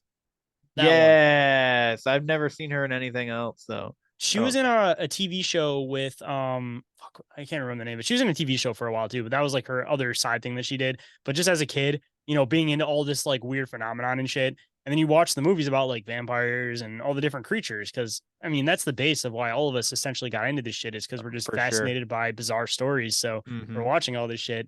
But in the process of it, you see those people and you're just like, ooh. And then it really kind of sets the pace going forward. Like Yeah. what you were saying, like, yeah, I knew I was straight when I was watching The Lost Boys, and I was just like, damn, I can't stop looking at that chick. I always thought it was weird just to like go into like conspiratorial like demolishing our society. I always thought it was weird about that movie that they played during the sex scene, they played Cry Little Sister. So it's like basically like you're talking to it made me feel like he was having sex with his sister. That was very bad place song for that. Like they had such a great soundtrack for that fucking album or for that movie that like that was that's weird. And again, connecting in with what we were talking about to try to bring this back around to make it sound like it's relevant to the conversation. Vampires, Cry Little Sister. And we're talking about blood sucking and somebody they're subconsciously like trying to get doing something subconscious. I mean, fuck, you're watching a sex scene, you're hearing little sister, little sister, little sister. Yes. Like a mantra, you're hearing, but you're enjoying the song, but your subconscious is thinking about your little sister while you're watching the sex scene. Yes. Yeah, that's what I found like super odd. Like, well, back then when I first watched it, it didn't matter to me. And I do the song is good. That's because as a 6-year-old, you're just watching the sex scene low key. Yeah. I used to watch fucking I used to watch Lethal Weapon 2 for the fucking sex scene when the chick's tits would come out at like 10 and between 10 and 12. And I was just like, and I'd pause it. And then I'd like look around, make sure nobody's like watching because it'd be like 10 o'clock at night. And my parents' bedroom was right there. And I'm like, slowly like plays pause. Millennial problems. You want to talk? You remember back when the DVD remotes used to have the A and B where you could like watch a scene and hit A, B, and then it would just like recycle back through that. Yeah, yep. That was always really, really good for those quick moments when it would like show the monster and then they disappear. Yes. Or a good set of tits. Yes. Yes. That was my favorite childhood pastime was looking at boobies. Because in movies. I never got to see them in person until I was much older. Well, as a kid, you got to play it off. You got to be like, Mom, I'm just watching a movie. It's just part of it. I can't help it. Rewind. My first ever girlfriend in high school used to freaking whenever there was tits on a movie we'd watch, and she'd cover my eyes. And I remember sitting in her living room watching a movie. I think it was Sin City. And the lesbian detective or whatever is like in her kitchen with her tits out, and fucking my girlfriend just like threw her hand over my face, and her mother would happen to be standing right behind us, and she's like, "They're just tits." I'm gonna be honest with you, it's the childish aspect of me, but ever since I was a kid, and I still do it now, if any boobs come on the screen, I gotta yell boobies. Dude, I'll be dead ass be in the movie theater and I'll do that shit, or I'll be watching some like serious like horror movie or like some drama with my girlfriend. As soon as there's boobs on the screen, I'm like, boobies. We talk about bizarre encounters after dark on Bizarre Encounters. Today we're doing Where the Weird Ones Are After Dark. Yes. What young boys would do back in the late 90s, early 2000s, before the internet was as prevalent as it was with the content that it's prevalent with. Yes. Actually, speaking about the internet, I was in 5th grade and I was on the computer and I happened to type in, I don't know why, but I was just like MickeyMouseClub.com, right? I typed that in, and then it's just like black chicks fucking naked and fucking each other with dildos, and I was just like, whoa, what the fuck is this? And I was like, got up and I ran to the living room. I was like, Mom, there's something wrong with the computer. And she comes in, and then it was just like fucking pop-up after pop-up of tits and vaginas, and she's like, oh my god, get out of here. And I was just like, what is happening, devil? Like, I was innocently looking up the Mickey Mouse Club, and then I just got a shit ton of porn. Dude, you should have brought up like meatspin.com and been like, Mom, there's something wrong with the computer. Dude, do you remember Steak and Cheese? No, and I'm glad I don't. I'm sure I'm glad I don't, because I'm glad I don't remember most of the shit. Oh man, because like steak and cheese steakandcheese.com was like a YouTube, but it was for fucked up shit. That was the first time I ever saw a transgender on so I was like 14, 15, and we were watching fucking weird ass videos, and it was just like this girl dancing, and I was just like, oh, okay. And she's like in a tight black dress, and the video's like panning down, going lower and lower as she's like dancing around, and then you just see like ball sack hanging out of her dress, and we were like, I hit the wrong button. I was trying to hit. yeah, I was like, whoa, because I think my buddy knew. We'll And still fuck your life a ding dong, so it's still fit. Yeah. And he's just like, he's looking at me as I'm watching it, because I'm standing up, and I'm just like, I was like, all right, this is a woman. Yeah, she's dancing. What is she gonna do? And then I see the ball sack. I was like, whoa! And he's just like, ha ha ha. I never want to go to Thailand. Yes, you know. See, I was one of those people. It's like, you know, always be a conspiracy theory. People would be like, hey, do this. I'd be like, no. So like people would be like, go on Penn Island, go to meatspin.com, go to fucking DetroitHardcore.com. And I'd be like, look up Blue Waffle. Yeah, look up Blue Waffle. No. No, thank you. How about you just tell me what it is? And I don't actually have to see it. Yep. Yeah. Yeah. Yo, you like crystals? Do you like healing crystals? Do you like candles? Are you into energy healing and cleansing your mind, body, and soul? Bro, head on over to etsy.com/shop/healwithKristina. You won't be disappointed. I promise you. She's got amazing handcrafted crystals, custom made, some of them. So you should definitely check her out. She's an amazing person. She's an amazing friend. All she wants to do is help people. She wants to heal people. And she's just here, just shining her light. And it's fucking bright. It's a bright ass light. So, again, if you're into healing crystals and whatnot, you're spiritual, you got to go check her store out. Again, that's etsy.com/shop/healwithKristina. Upon checkout, enter the coupon code WEIRD125. You get 25% off. So please show her some love and check her out. She goes by HealWithKristina on Instagram, so you can connect with her there too. So yeah, check it out. Anyways, so ghosts, ghosts, they're kind of scary. So about them fucking ghosts. So you said that you and your girlfriend would like do urban, like, what did you call it? Urban exploring. Or urban exploring. What made you guys like be like, let's start doing were you doing that before you guys got together, or did you just decide to do it together? Well, I'm trying to think about how it exactly had placed, and I'm like, why we even started doing it in the first place. I know the first place we went to together was Eloise Asylum. And honestly, I think it started off from us just trying to like find like haunted locations just to go to for fun, you know? And you always have like the roads where it's like, oh, you'll see a woman on the side of the road. You'll see this on the side of the road. And we were like going to those places, and it's like we never experienced anything. So I think it was just like one of those two birds, one stone, where like, you know, we want to look into these like paranormal weird locations, but at the same time though, like, you know, if this is an abandoned building, we still got something to do and look at anyways, even if you don't find nothing.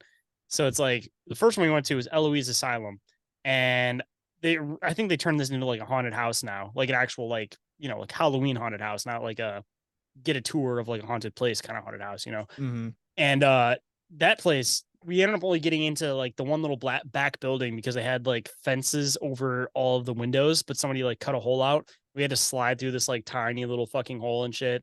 And we hear like weird crashing and stuff like that in there, but no, I don't want to say it was necessarily anything like paranormal, even though it's supposed to be a pretty haunted location. But one weird thing that I never got to go back to that I still question about to this day, just because it's weird. we went to that place, and there was like stairs going down in this lower area. But when you went down there, it was middle of winter that we went. There's so much water that froze that like it was, you could see the doorway, but it was like this much, and then the rest was water frozen underneath. So I was just like, what's down there? Like, why the fuck is that all frozen? That doesn't even make fucking sense. Like it was like winter, but it wasn't like that cold of winter that there should be like fucking 5 feet of fucking ice on right there, Yes. But yeah, that place never really had anything too crazy ever happen there. And then we went to Northville, of course. That was our main place that we went to most of the time. And then the other cool place we went to was the Detroit House of Corrections. And we never really had anything like super crazy or weird happen there. But the only really kind of weird thing that happened there was we were in this they had like the main prison, where they had like the generic like sliding doors, small prison cells. And then they had this other setup in the back where it was like the main courtyard. And then they had like like it almost looked like 2 dorms on either side.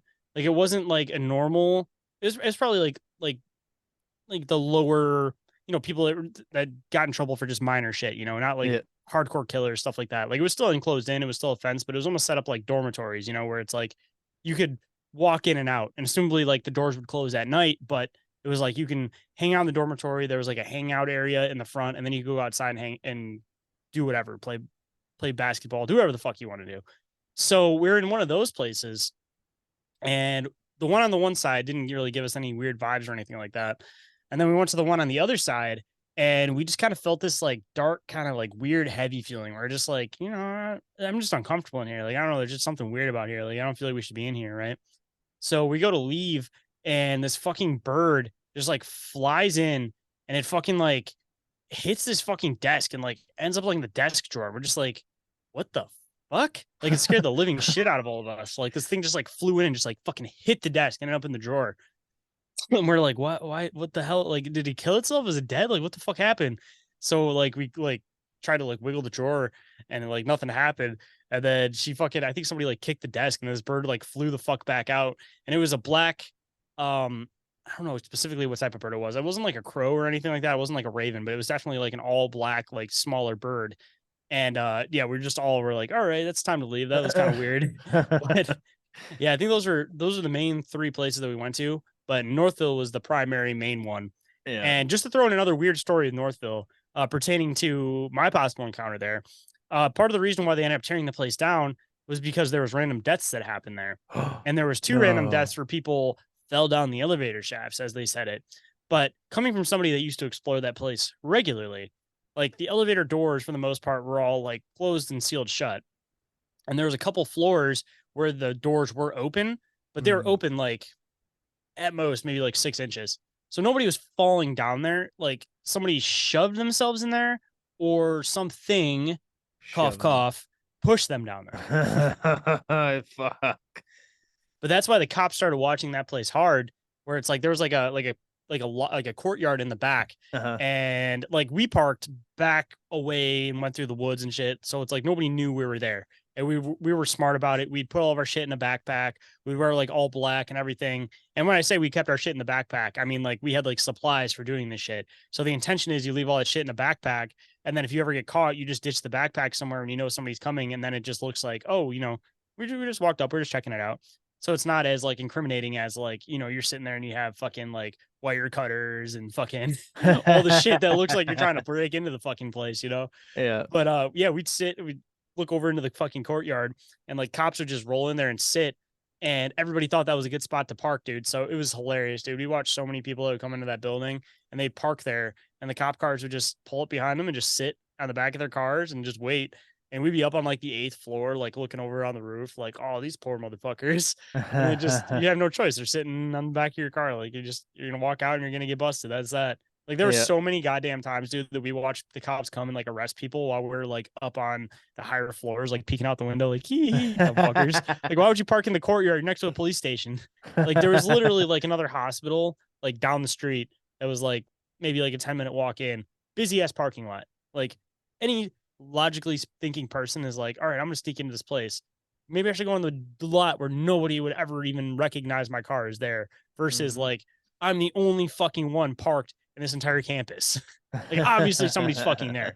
Like, if the cops just drive through the little road that was in there, like they would have bust anybody that parked in there. Like, it was obvious. Yeah, yeah. Some people, man, some people. I freaking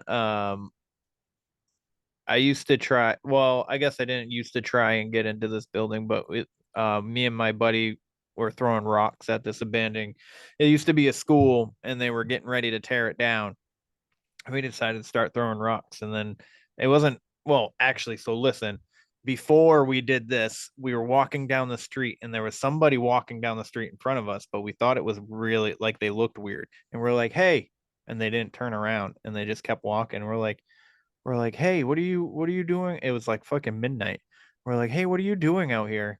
And it was like this big freaking little like section of woods, and it was surrounded by the town. Like it's just like this. It's like they converted it into a park now. They removed a bunch of trees so like you could see through it now, where it's not so like gloomy and shit inside there. But and they like made like little walking trails in there. But at this time when I was like 15, and we were just like, "Hey, what are you doing?" And so we start walking, and then all of a sudden the person's gone. And we're like, "What the fuck was that?" So like I thought it was a ghost this whole time. And we come and we're still walking down the street, and I was like, we were like 10 feet away from this person right before we came around this and it wasn't like a hard corner, it was just like a slight corner, but it was still like trees and bushes. So I almost wonder if this person just was like, I'm gonna dip into these woods so I don't have to fucking encounter these fucking two dudes or whatever, or it was a fucking ghost walking down the street and it just wasn't acknowledging us because it couldn't hear us. You know what I mean?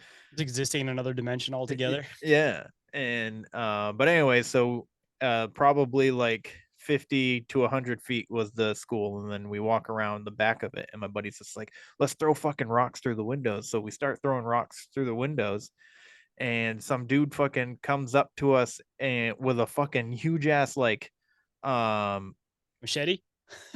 no, it was like I it looks like a fucking small dagger from like Egypt. It had like this weird curve into it Oh, or the whatever. sabers. Yeah, something like that. And he's holding it out. He's like, "Get the fuck on the ground." And we look at him, and I look at my buddy, and I go, "I'm not getting the fuck on the ground." And You then ain't my no buddy's cop. You got a fucking sword. yeah, and my buddy's like, "I'm not getting on the fucking ground." And he's like, "Get the fuck on the ground." And my buddy just fucking all of a sudden I just hear and I turn and he's fucking running, and I was like, "Well, I guess I'm fucking running." So I start running, and he's chasing us.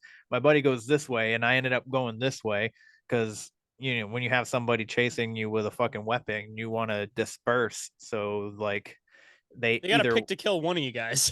exactly. So not both of us gets fucked up. So I start running towards my buddy Nick's house, and I think the buddy that I was with fucking ran towards my dad's house.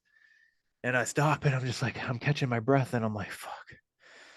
And I'm walking, and I'm looking behind me, and then I just stop, and I put my hands on my knees, and then I just hear behind me, and I thought it was my buddy, and I turn around, and it's that guy, and he's running. He's like, "You motherfucker!" And I was like, "Why me?" Fucking crazy ass crackheads, bro. That's what that is. Yeah, that's Dude, exactly what it crackheads was. must live in abandoned schools, because this just reminded me of another story, bro. Northville also had a school there, right? Yeah. And I didn't ever actually saw this person, but it's still a bizarre encounter all the same, bro. You go into the school, everything's old, decrepit, beat to shit, right? And then we just walked into this back room, and there was a fucking desk that somebody had like a sleeping bag on top of, and then a bunch of fucking, needles sitting there. And then there was like tampons and deodorant. We're like, oh, crackheads living here. They're clearly a drug addict, so we should probably not be in this building. That's hilarious. I do have one other bizarre, weird encounter if you wanted to hear it. Tom talks about it all the fucking time because he loves hearing reptilian stories. And I do have one reptilian story. All right. Hold on real quick. I wanted to ask you this question. Have other than like that time that you guys saw the shadow figure that your girlfriend was just like, I'm just going to act like you're not here. Have you ever accidentally brought anything back home with you other than that one particular incident? Not from Northville, no. I mean, I feel like regularly, like things attach to you. It's just a matter of like what their intentions are, so to speak. Uh-huh. But not necessarily from like any type of like paranormal investigation or anything. I used to talk about it a while ago on the show, like when I first started up my show and everything. I used to like astro travel when I was a kid, but I Oh, didn't no really like shit. understand what the hell was happening. And I used to see shadow people like regularly. And I had this one that had green eyes that always used to like overlook and like watch over me and shit like that. It was fucking weird. That is But weird. like I have a full like background of like shadow people experiences. And actually, just to continue on with that story I was saying, I think that happened that same night. I hadn't really told my girlfriend about all the like weird astro traveling shit I used to do when I was a kid. And again, I believe it was the same night we saw the shadow person. But I'm up in bed watching TV. She's sleeping next to me and I hear a crash on the stairs and she fucking springs up and she's like, "What the fuck just happened?" And I'm like, "What do you mean?" She's like, "I just got pushed down the stairs by something." And I was like, "Yeah, I heard something fall down the stairs." And we went out there and like looked and we didn't see shit. And then I was like, "All right, I feel like I need to have a talk with you about something." Because when I used to astro travel when I was a kid, I used to do this like weird shit where it was weird because I was still like within our reality to the point where it was like I'd freak my friends out because I'd be like I'd astro travel to like my friends' houses and shit when I was like a teenager and stuff, and I'd like describe how they were sleeping and shit like that. And it came off, I'm sure, really fucking creepy. I To bet, people, yeah. looking in windows and shit. But just like I would do it for just like close friends and stuff like that, just to like test this kind of shit. Mm-hmm. And I was always fucking right and on point on it. And yeah, it was just weird, man. Like I would just travel into somewhere else and I'd always come back and get sleep paralysis right after. So I kind of developed this whole idea that I think that sleep paralysis is your consciousness like re-downloading back into your body. Kind of like when you start up a computer, it needs that warm up, especially with the old computers. I guess people nowadays with new computers, they start up just as fast as you hit the fucking button. But we Mm-hmm. used to have the old desktop setups with the fucking tan computers. So everybody knows what we're talking about. You'd Mm-hmm. start those things up and it's like it's like fucking 15 minutes later, you can finally use it. Yeah. That was kind of my idea with it. Is I think your like consciousness leaves your body and then comes back, and that's when you experience sleep paralysis. Is when you're like re-downloading back in, and you're not like fully connected back to your spirit, to your like physical body. Yeah. But just to throw in another weird part of this whole story, when I used to look at my arms, particularly this one time when I was like in that state, I didn't see my normal hands. My arms were like all black.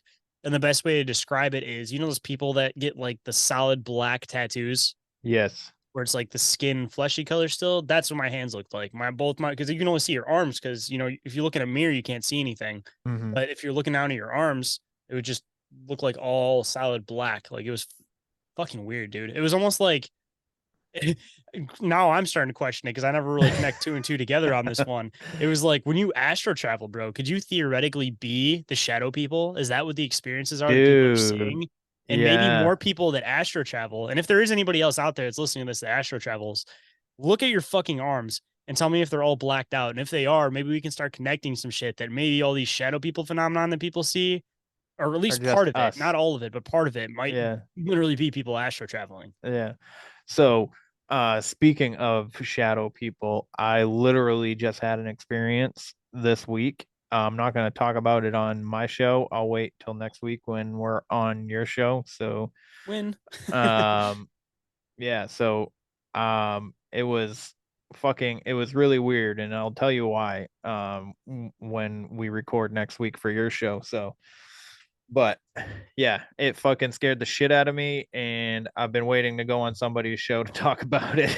Well, you didn't pick a better person because I've done so much goddamn research on shadow people. And honestly, though, if there's any phenomenon that I've seen firsthand more than anything, it's Mhm. shadow people. So it's like, yeah, I'm Yeah. good for that. Yeah, well, like I told you on when I was on Bizarre Encounters, I've seen shadow people my entire life, and I still do to this day. Obviously, I just saw one this week, um, but yeah, so Dude, kind of a weird thing that I've thought about. And I talked to Mike Rickseckler. I had him on the show like a long fucking time ago. It was like in the first like 20 episodes, but he wrote a book called A Walk in the Shadows, which is basically like the guide to like shadow people and shit. mhm. And he kind of described that sometimes people view these things differently. And the theory that I kind of suggested to him, and I don't know exactly how he picked it up or whatever, but obviously women can see more colors than men do because they have more cones in their eyes. It's a natural thing that developed, and this is the type of shit I'm into. So I'm gonna say this, and then it's hopefully it doesn't come out the wrong way to the wrong person.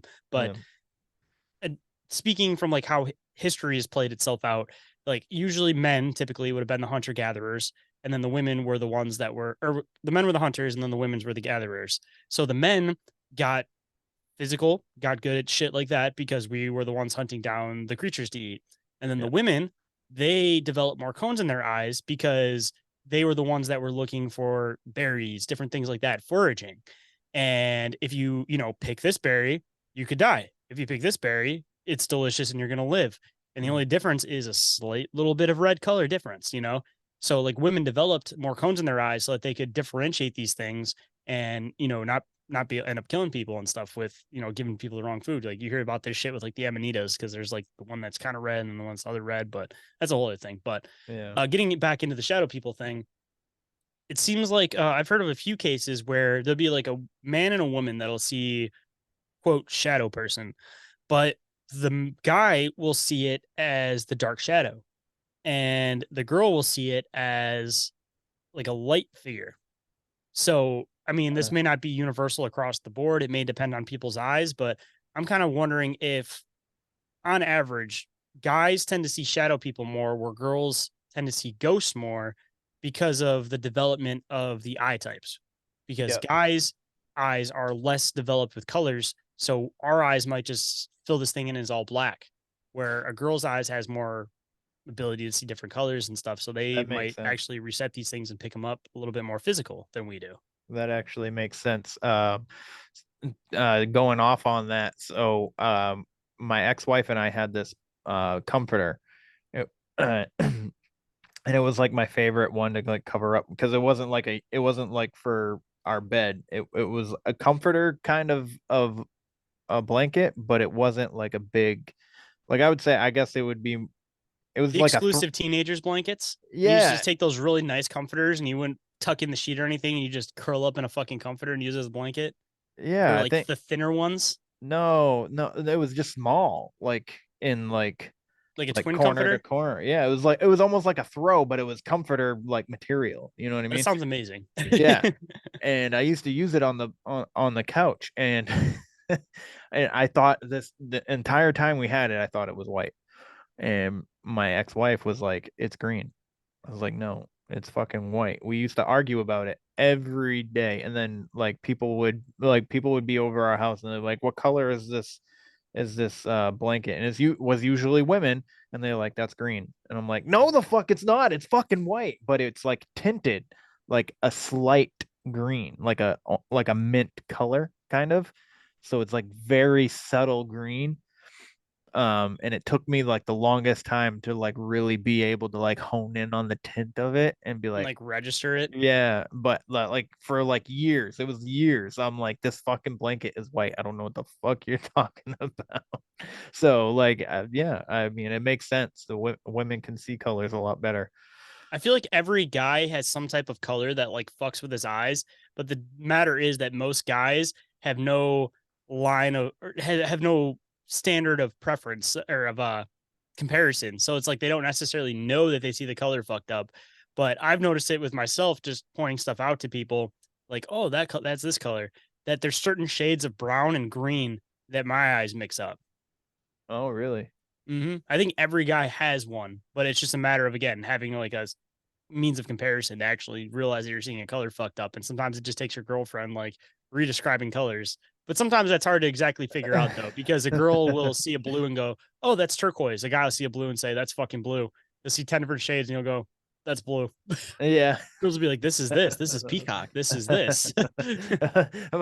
my daughter is like my daughter. She's like, I want to paint my room. I was like, what do you want to paint your room?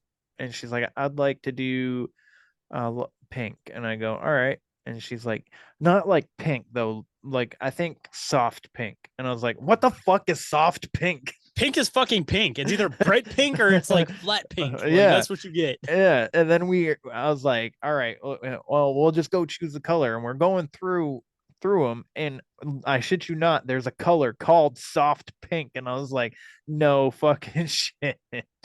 Well, dude, those things are fucking ridiculous, though. They have paints that are called like shark fin. Like, Yeah, they can just make them whatever the fuck they want. Oh shit. All right, so I am now ready for your reptilian story. If you would be so kindly able to tell that story. I just wanted to get like that question out of the way before I forgot, because I no. tend to forget. I tend to forget a lot. So, I mean, this one isn't a super long story. This happened during the pandemic and everything. And this was like originally when I first started off my podcast, and I was just ranting and raving about shit out in public because that was just kind of how the atmosphere was at the time, you know? Yeah. And there's one day I'm at Myers and we're in the checkout line, like the self-scan lines. And I'm talking to Gabby and I'm just ranting about fucking reptilians and shit, right? And I end up turning back, and there's this woman who's looking at me in line, like direct eye contact, like staring at me, right? And she ends up grabbing her mask and she pulls it down. And when she pulls her mask down, I don't want to say like it was the straight like reptilian face, but it was still like the human face, but you could see like scales underneath it. Like the best way to describe it is just like it was more like I don't want to say necessarily like reptilian, but more like a dragon kind of like skin texture, but it was like underlying under her face. And she pretty much was staring at me, pulls her mask down. I see that, and then she pulls her mask up and then turns back and pretends like she never did anything in the first place. And I took that as a like, shut the fuck up. We're right here. Like, that shit creeped me the fuck out, dude. And ever since then, it's like people can say what they want about fucking reptilians. They could say, oh, that's ridiculous. That doesn't make any fucking sense. Even though there's ridiculous amounts of ancient cultures talking about these like reptilian fucking beings. That's so true. like clearly there's some type of base to this. But people, when it comes to the reptilians, they want to imagine the whole like, oh, they're stealing people's skin, or it sounds ridiculous when you're using it from like that aspect. But at least for me, what makes more sense, and I feel like this is something that is commonplace also going into like Sasquatch lore, is that I think that there's these specific beings that have like telekinetic abilities. And I definitely think that humans possess that capability, but just because we've deterred ourselves so far away from nature, we rely on tech instead of actually using our natural abilities, such as like animals know it's going to fucking rain before it's going to rain. I feel like humans did at one point too, but now because we're so washed out using like weather apps, shit like that, we we just lost those abilities along the way. But when it comes to like telekinetic abilities, I think that part of what that is that you can change your image to something else. You are still yourself. You're not physically transitioning or changing, but what you're doing is you're basically portraying an image of what you look like to the other things that are around you.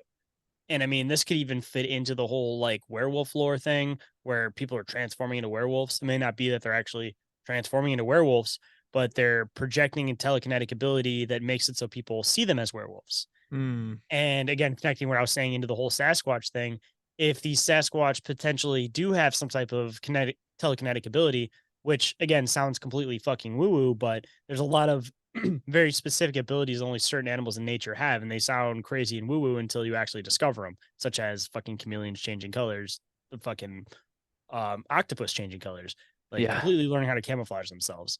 So people talk about the interdimensional Bigfoot, and I don't necessarily, I mean, I always like to entertain the possibility because it's like you don't know for sure. But for me, in my mind, it makes more sense that everybody obviously talks about the interdimensional shit and they talk about these like mind speak and all this like weird stuff that Sasquatch does and seems to have these like abilities to project frequencies and do just different things like that. I don't think they're necessarily like portal walkers, but I think that when people have those scenarios where they just disappear in front of them, they're not actually disappearing. They're still standing there. It's just a matter of they're using this ability that, again, I think humans also have, but we've deterred away from it, and basically blocking themselves out standing in front of you. And I feel like a lot of these like creatures that transition aren't necessarily like physically changing their form into these things, but they have this ability to make you see what they want you to see. And going into the whole fucking skinwalker thing too, just connecting a bunch of dots on this one. The skinwalkers were the medicine men, like I was saying. So they already are in that spiritual wavelength. So like, I feel like it sounds a lot more believable to use a telekinetic ability to hide yourself as an animal, as a skinwalker, you know, than to actually like change your physical form. Like, I think this is a common thing amongst a lot of things, but it's one of those things that the creatures on this planet that have that have been using it for years. So they're so good at it that we haven't discovered it because they're so good at using it. And that would be like a perfect defense too. Cause I mean, realistically looking at nature, things adapt if they're put into a scenario where they need to adapt. So if you have humans that are destroying the planet, they're taking everything over, they're cutting down trees, they're doing this, they're doing that. Like the most logical ability that any animal could ever adapt to be able to stay alive, I mean, anywhere in nature, is camouflage. So if it's a more intelligent creature, something that isn't just like a typical animal, but maybe something that's a little bit closer to like our line, like why wouldn't they develop some type of natural ability to basically cloak themselves away from humans? And I mean, government looks into telekinetic abilities. You know, there's so much behind this that it's not just some woo-woo thing that people are talking about in like on spiritual podcasts. Like the US government looks into telekinetic abilities. They try to do astral travel to like figure out what secret weapons other people are hiding on their bases and shit. So it's like, this is fully researched, man. Like telekinetic abilities, I firmly believe exist. So why is it such a ridiculous concept to think that all of these creatures that we can't quite catch aren't using these abilities? That's why you can't quite catch them, is because as soon as you're like, because you have the oh shit moment with like Sasquatch, for example, and then they just will like walk down a tree and disappear. It's because they didn't know you were there, so they couldn't project that onto you. But as soon as they know you're there, then it's like boom, projected onto you. They'll walk down a tree and disappear. Like they're never actually leaving; they're still there. Right. That's a interesting way to think about it. I mean, obviously, we know that the telekinesis shit was heavily researched by the U.S. government. There's documents proving it. They do CIA drops every once in a while, and that happened to be one of them. Obviously, a lot of information was redacted, just like most things, like the JFK shit that just came out. Like fucking half of it's fucking blocked out, so you can't see it. So it's almost like they didn't even fucking drop it. Yeah, redacted, but you have it. Yeah. So, side note, by the way, not to cut you off, but I went around in a circle on that one. Basically, what I was saying was that this thing was a reptilian. It was still in its reptilian form, and it was basically just like projecting telekinetic ability on everybody around it that it's a human, when realistically there was a literal reptilian standing in the fucking grocery store. Yeah, that would have creeped me. I probably would have said something if it were me, to be honest. Maybe. Oh, I nudged my girlfriend, and she turned her head. And she never got to see any of it, but I like explained this shit to her when I got out of the store, because I wasn't about to be like, you know, that fucking lady on the plane, for example. That person is not fucking real. Not real. See, that could have went one of two ways. Too. Yeah, shut the fuck up, or I would have been the first one of those people doing that shit. Yeah. You ever saw a video of me at Myers like, that is a fucking reptilian. Yeah. Hey, the show would have skyrocketed though, because if I was somebody yelling about a reptilian and I started a podcast, bro, people would have been like, yeah. I think it's fucking interesting how we always talk about a lot of us talk about how we used to be able to do this, we used to be able to do that. If we're like so much more powerful than we know of, you know what I mean? Like all you got to do is find yourself, be one with yourself, open your third eye, because technically we only use like 35% of our brain. So imagine how much untapped potential we actually have up there. And so there's this question that I really wanted to ask you, a super serious question. So I hope you give me a super serious answer. Your super seriousness is almost making me feel like it may not be super serious. Do you think that the wind has been trying to tell us something that we don't know how to hear anymore? Like the wind itself? Yes. I mean, you hear a lot of Native American stories about like the wind speaking, so to speak. I mean, if the wind theoretically is speaking, I don't think it's, I mean, there's a possibility that could be like the wind as like a nature spirit, something like that. But I almost wonder if it could possibly be just things that are existing around us that's almost like their vocalizations or whatever are getting like, would be caught in the drift and you just like pick it up in the process. Mm-hmm. Or, I mean, another theory too, they could possibly be is that, maybe it's theoretically like the earth's way of speaking to you, so to speak. And I mean, I hear people explain these concepts about like how trees speak and plants speak, but you got to think about their time versus our time. A tree lives for couple hundred years, whatever. So it's like we live in a short period of time, so we talk fast. We get everything rolling because we only have so much time. But if you're a tree and you're talking, it'd be more like,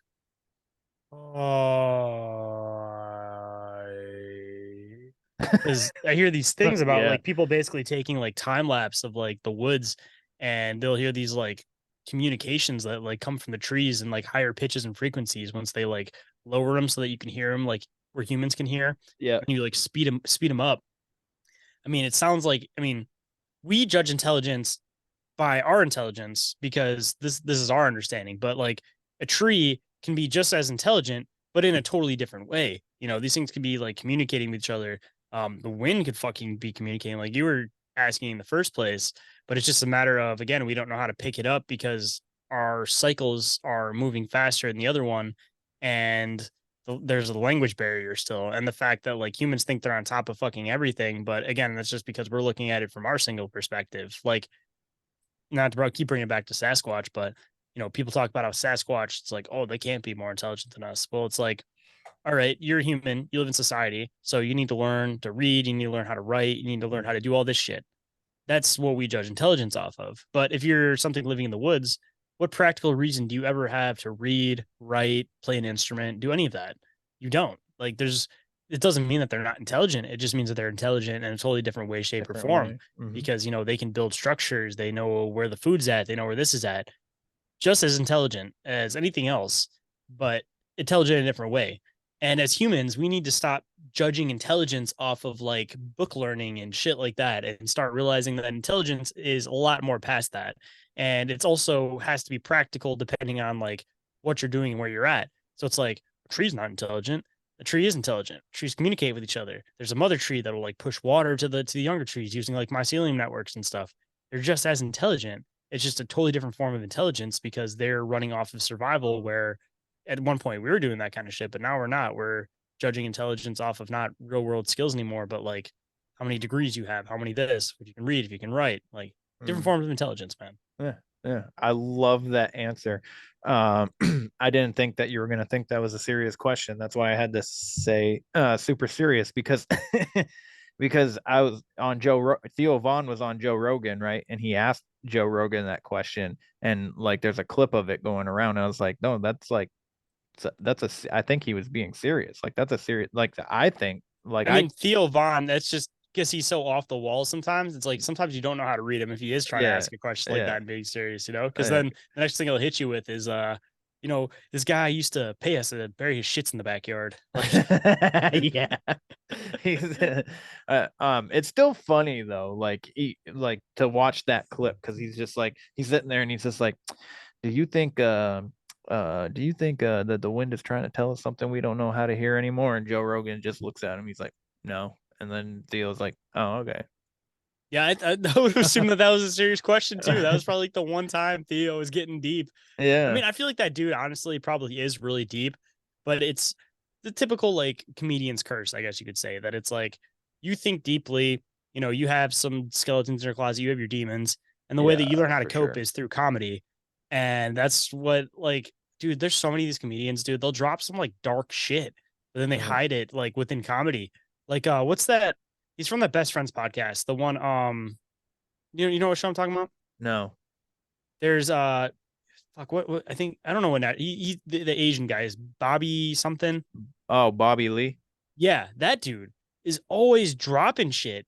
Like, that dude's mind is like, he's funny, he's a funny guy. Everybody likes him. Everybody laugh. But that dude's struggling with some real fucking demons, because you listen to that dude talk, bro, and here and there he just drops this shit that everybody's just like, ha ha ha ha. And he's just like, it's just like there's a clip that I saw of it where he's just like, so I was molested by a guy with Down syndrome, and then everybody just starts laughing, and he's just like, why are you why are you laughing? laughing? Yeah.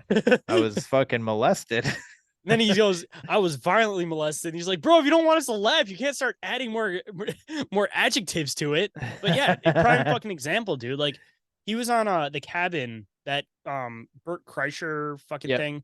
And Bert Kreischer, I'll get on that one in a second. That dude drops so many weird pedophile jokes, bro, that I like think he's funny, but at the same time I'm like weary about him because it's just one whatever, like comedians are gonna do it, And but he's it's like being almost every single catapulted right special now, he too. drops so many fucking pedophile jokes.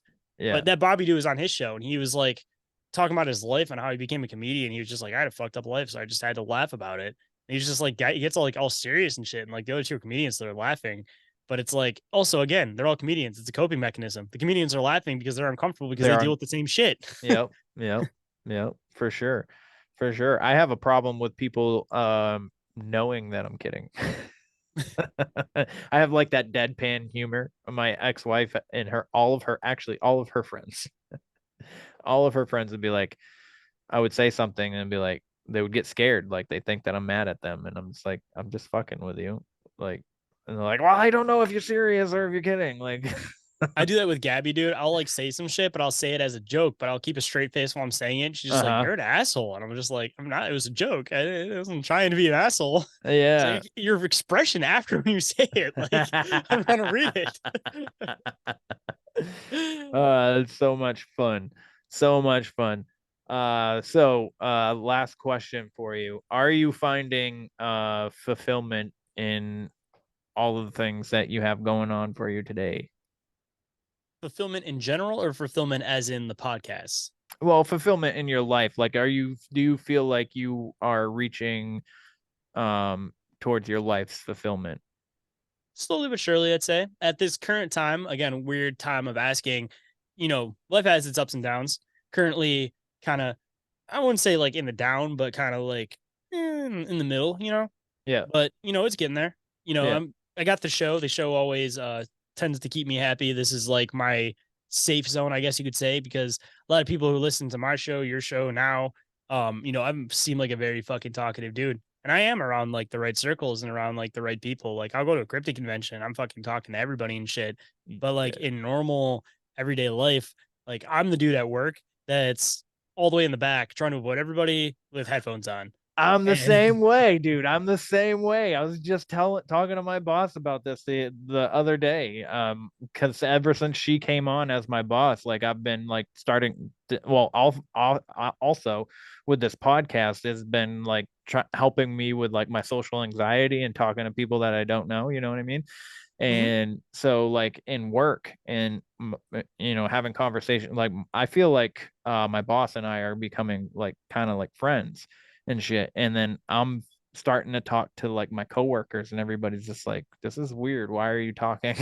See, like I'm fully capable of doing that. It's just that I choose not to. Yeah. Because it's like, if I'm around the right people, I'll talk your fucking ear off. But like, if I want to listen to a lecture, my podcast or whatever the fuck, not my podcast, but just podcasts that I listen to, like I'm going to choose to do that. But then it's like, I'm into all this weird shit, man. It's sometimes it's like especially when you're doing like a podcast about it, dude, it's not just like a facet of your personality. It like becomes like kind of who you are, like you're on your podcast and I'm sure you have like the same feeling. It's like you're you, but you never feel more you than when you're on your show or on a show, just because it's like, that's your zone. You know what I mean? Yes. So it's just like you said, dude, it helps with social anxiety, shit like that. Being able to talk on a podcast, it's helped me. Like, I mean, I never really had like a super duper problem talking to people, but the matter of just knowing how to present myself, because come off just as this weird individual, but now it's like, because I'm doing podcasts and shit,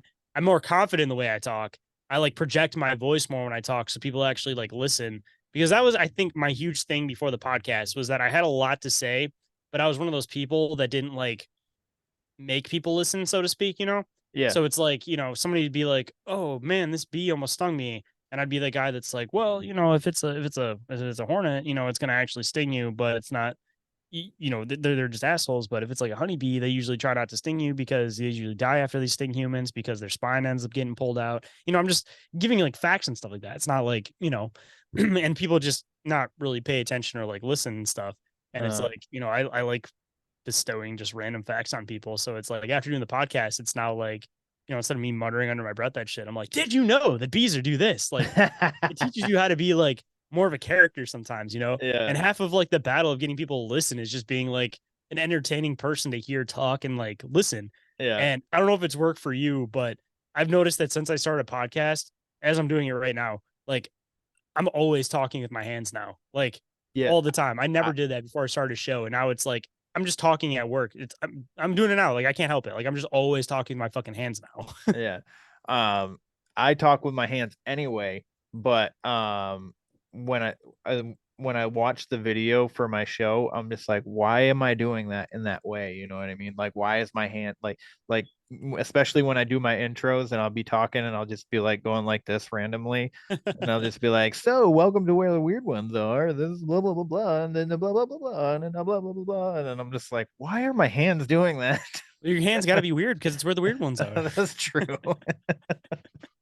I always do this thing where I'm like, as I'm explaining stuff, I do the like stacks. I'm like, this. Yeah.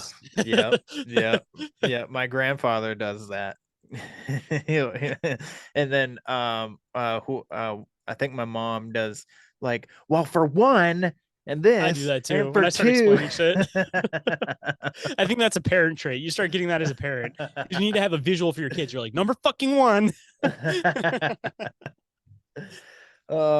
Shit. All right. Moral of the story, podcasting is fucking great. And if you're an awkward It's a lot of individual, fun. I highly recommend going and starting a podcast because you'll learn how to talk to people. Yeah. And Yep. just having different guests on every day, it's kind of made it so that if you feel like you're an awkward individual, like you get used to this routine of talking to basically a new stranger every day and getting into deep conversation with them. So once you're talking to a new person every single day and getting into the deep nitty gritty conversation, it makes it really, really fucking easy just to walk up to anybody and have that meaningless fucking small talk. But at the same time, though, it kind of makes it harder because it's like you don't really want to do the small talk, but you're fully capable of doing it at that point. Like I can walk up to anybody and ask them how the weather is, like no one's fucking business. But that's why I said like at work, it's not that I can't talk to people, it's that I just choose not to. And there's an old saying that when people start talking about the weather, they want something. Yep.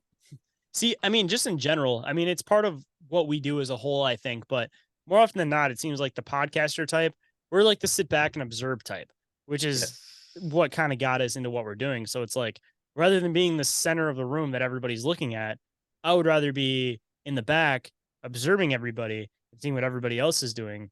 And for me, at least, I'm like really into like psychology. So it's like, I like learning psychology tricks and use, this sounds like fucked up, but like using them on people and shit. Like I started doing this thing a long fucking time ago where I can ask somebody 3 questions and pretty much get a full backstory on like what type of person they are. And it's just like weird shit like that it's fun psychology tricks, Yeah.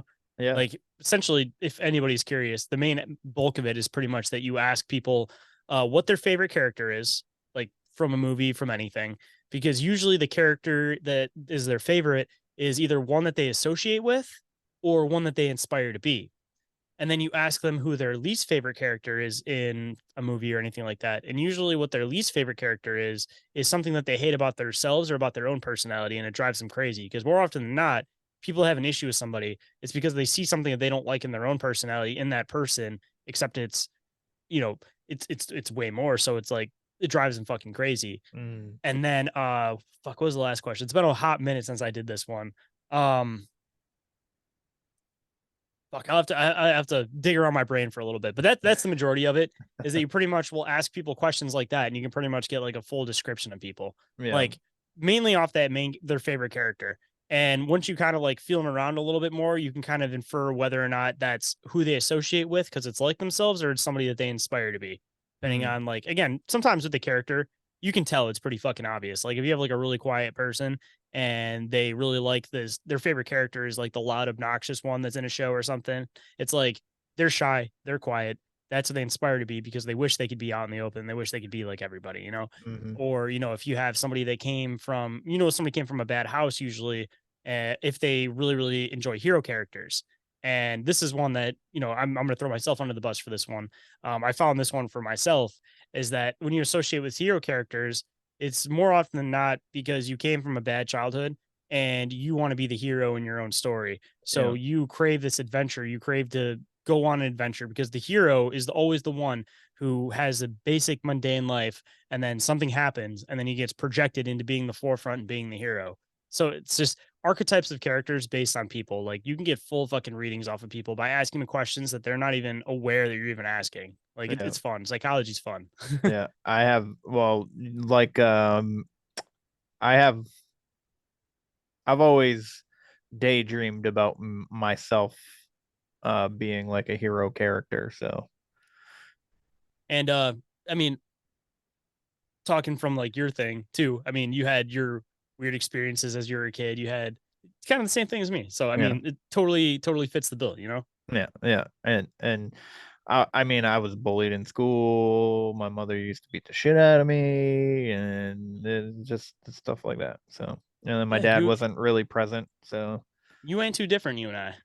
The only yeah. difference between you and I with the mother thing was that my mom didn't physically beat me. She mentally was always fucking with me, which is why I feel now. I mean, it's always blessing and a curse that because somebody tries to manipulate you a lot as a kid, you end up developing an interest in things like psychology, like I was just saying, Yeah. because you end up building up this defense that you're like, all right, people are using mental tricks on me. Well, if I understand the mental tricks, nobody can use the mental tricks on me. Yeah, makes sense, man. Makes sense. But anyways, so Side tangent, sorry. no, it's good. It's good. I'm happy to be able to connect with you more on a personal level. So that's, your vibe finds your tribe, and that's what this Mhm. podcast does. And that's what your podcast does. That's how you found Oren and Jenny. Like, you guys, all your dynamic between the three of you is fucking phenomenal, and I really enjoy listening to it, and I hope everybody else that listens to it enjoys it. I'm sure your viewership has gone up in recent weeks, just because of how fluent the three of you are together. And we just keep getting better and better the more we keep doing deep dives because there Yeah. was all the interviews and it's hard to get like you're letting the person that's the guest talk the most.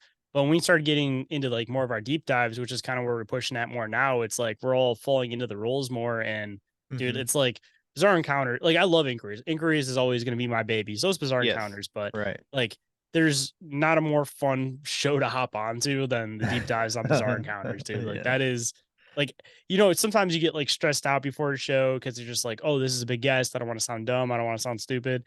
It's like full comfort zone. I can just go on fucking bizarre encounters. We can get deep on some shit, which is always what I love. Like, I hate just shallow conversations, but in the process, it's like you don't have to worry about being on your best behavior because you have like a researcher on. You can just make your dumb fucking jokes. Like, what was it like the second or third episode they were on? I was making jokes about fucking Mothman ass shakes, thick as fuck, or some shit like that. Yeah. It it's an interesting and fun dynamic, and I enjoy it. And I wish you nothing but success with both of your podcasts and your t-shirts that you're just coming out with and the books that you're working on. So Trying to be multifaceted. I feel like that's the only way that you can get to a point with podcasting that you can do it full time is if you can't put all your eggs just in the podcast basket. You gotta bounce into some other stuff, but it all yeah. kind of collaborates with each other. It's all in the same field. Yeah, yeah. It's just like, I mean, I'm working on a comic book. I have t-shirts and stuff. And then I got the podcast. But I'm not trying to like I don't think I'll ever do like a Patreon because I don't really first of all, I don't understand it. And second of all, like, I enjoy doing this anyway, so I don't like expect anybody to pay for it. But also on that note, I am starting a second podcast. I don't know if I've told anybody on air or any of the listeners, but my kids and I are starting a podcast together, and it's going to be called Straight from Our Couch. and it's going to be a movie review podcast. So that'll be fun for the kids and I to do together, and it's basically going to cover all movie genres. It's not like specific or anything like that, but I would like to because I like to show them movies from my childhood and watch them react to it and like see how they feel and how they liked it and what they didn't like about it and stuff like that. So How old are your kids? 14 and 12. Okay, so they're almost there. I was gonna say you got to show them some like off the fucking wall shit that they're just like, what the fuck is this? Yeah. Like the first time you watch Dark Crystal, you're just like, what the I fuck? haven't, and that's the thing too, is I haven't been able to get them to watch Dark Crystal because they're scared of it. Scared of it. It's intended for kids. I mean, Well, you know. listen, yeah. I mean, but I think my son watched Terminator 2 for the first time like a couple weeks ago, and he was just like enthralled with it, and he's just like, oh my god, why is he doing that? And then the plasma dude, that was the second one, right? With the weird plasma cop guy. Yeah, T-1000, yeah. And they're like fucking, he's like, why oh, he's getting shot, and he's like, he should be falling by now. I was like, bro, he's a fucking robot. He's a fucking blob robot, if anything. Like So real quick, if you don't mind, just letting everybody know where they can find you and your podcasts real quick. So this is interchangeable. They're all under Linktree.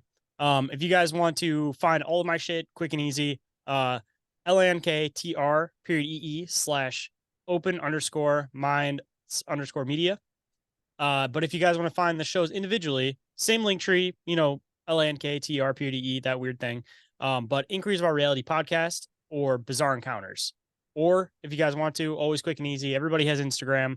Look up Open Minds Media on Instagram, look up Bizarre Encounters on Instagram, or look up Inquiries of Our Reality on Instagram. All three of them are going to end up connecting with each other. So if you find one, you're going to find all three. And as far as podcatchers, all that kind of stuff goes, should be on just about every single one. So look up either Bizarre Encounters, Open Minds Media, or Shayn Jones, spelled Shayn, and you'll find me. And hopefully you guys enjoy my show as much as you guys enjoy Kevin's awesome show here. Nice, man. Nice. And I will 5-star reviews all around for Kevin, for me, for everybody, every podcaster you love. 5-star reviews around. You get 5 stars. You get 5 stars. You get 5 stars. See, we can't Oprah that shit. You guys, as the listeners, you guys got to be our Oprahs. Absolutely, absolutely. And I'll get that. If you don't mind sending me that link for your Linktree, I'll put it in the show notes. And as an extra side note, because I'm sure the listeners are going to ask and want to see it. I will also send you that picture that I was talking about with the Wendigo story. Because I have the picture that's not edited, that's unedited. And then I have a picture that's lightened up so that you can see it more. It's not edited, but it's just like the brightness level of it is adjusted so you can see it better. But I'll send you both of those if you want to include them somewhere, or if any listeners want to see it and he doesn't include it somewhere in there, just hit him up or hit me up, and I'd be more than happy to send it to you guys if anybody's interested. Perfect, man. Perfect. Well, guys, that is the show. If you want to be featured on this show, you can get me at wheretheweirdonesare@gmail.com. Obviously the Instagram where I'm most active, where_the_weird_ones_are. And if you're following my Instagram, you can easily find Shayn's Instagrams because I have all three of them. And you can also find his co-hosts on there as well. Don't forget the framework. That's it. Yeah, go look up the framework UFO if you guys want to find Oren and Jenny. Yep. And like I say all the time, you don't have to, if you don't want to be videoed, if you want to stay anonymous, we can always do that. It's not a big deal if you're afraid of putting your face out there.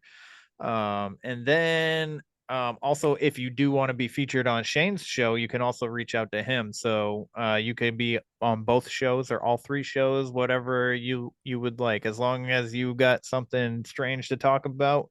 Obviously, if you listen to this entire episode, then you know we like to talk about some fucking weird shit.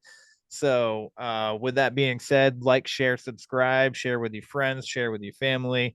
I would like some reviews to let me know what you guys are thinking about the show. I know I get a few people that message me on Instagram, but Apple Podcasts, if you rate and leave a review. I would greatly appreciate it. And with that being said, I hope you guys have a good day, a good night, whatever time you listen to this, and stay weird. This concludes our broadcast day. Click.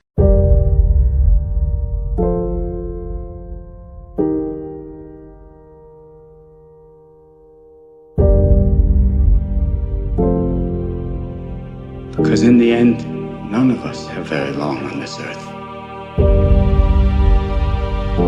Life is fleeting. And if you're ever distressed,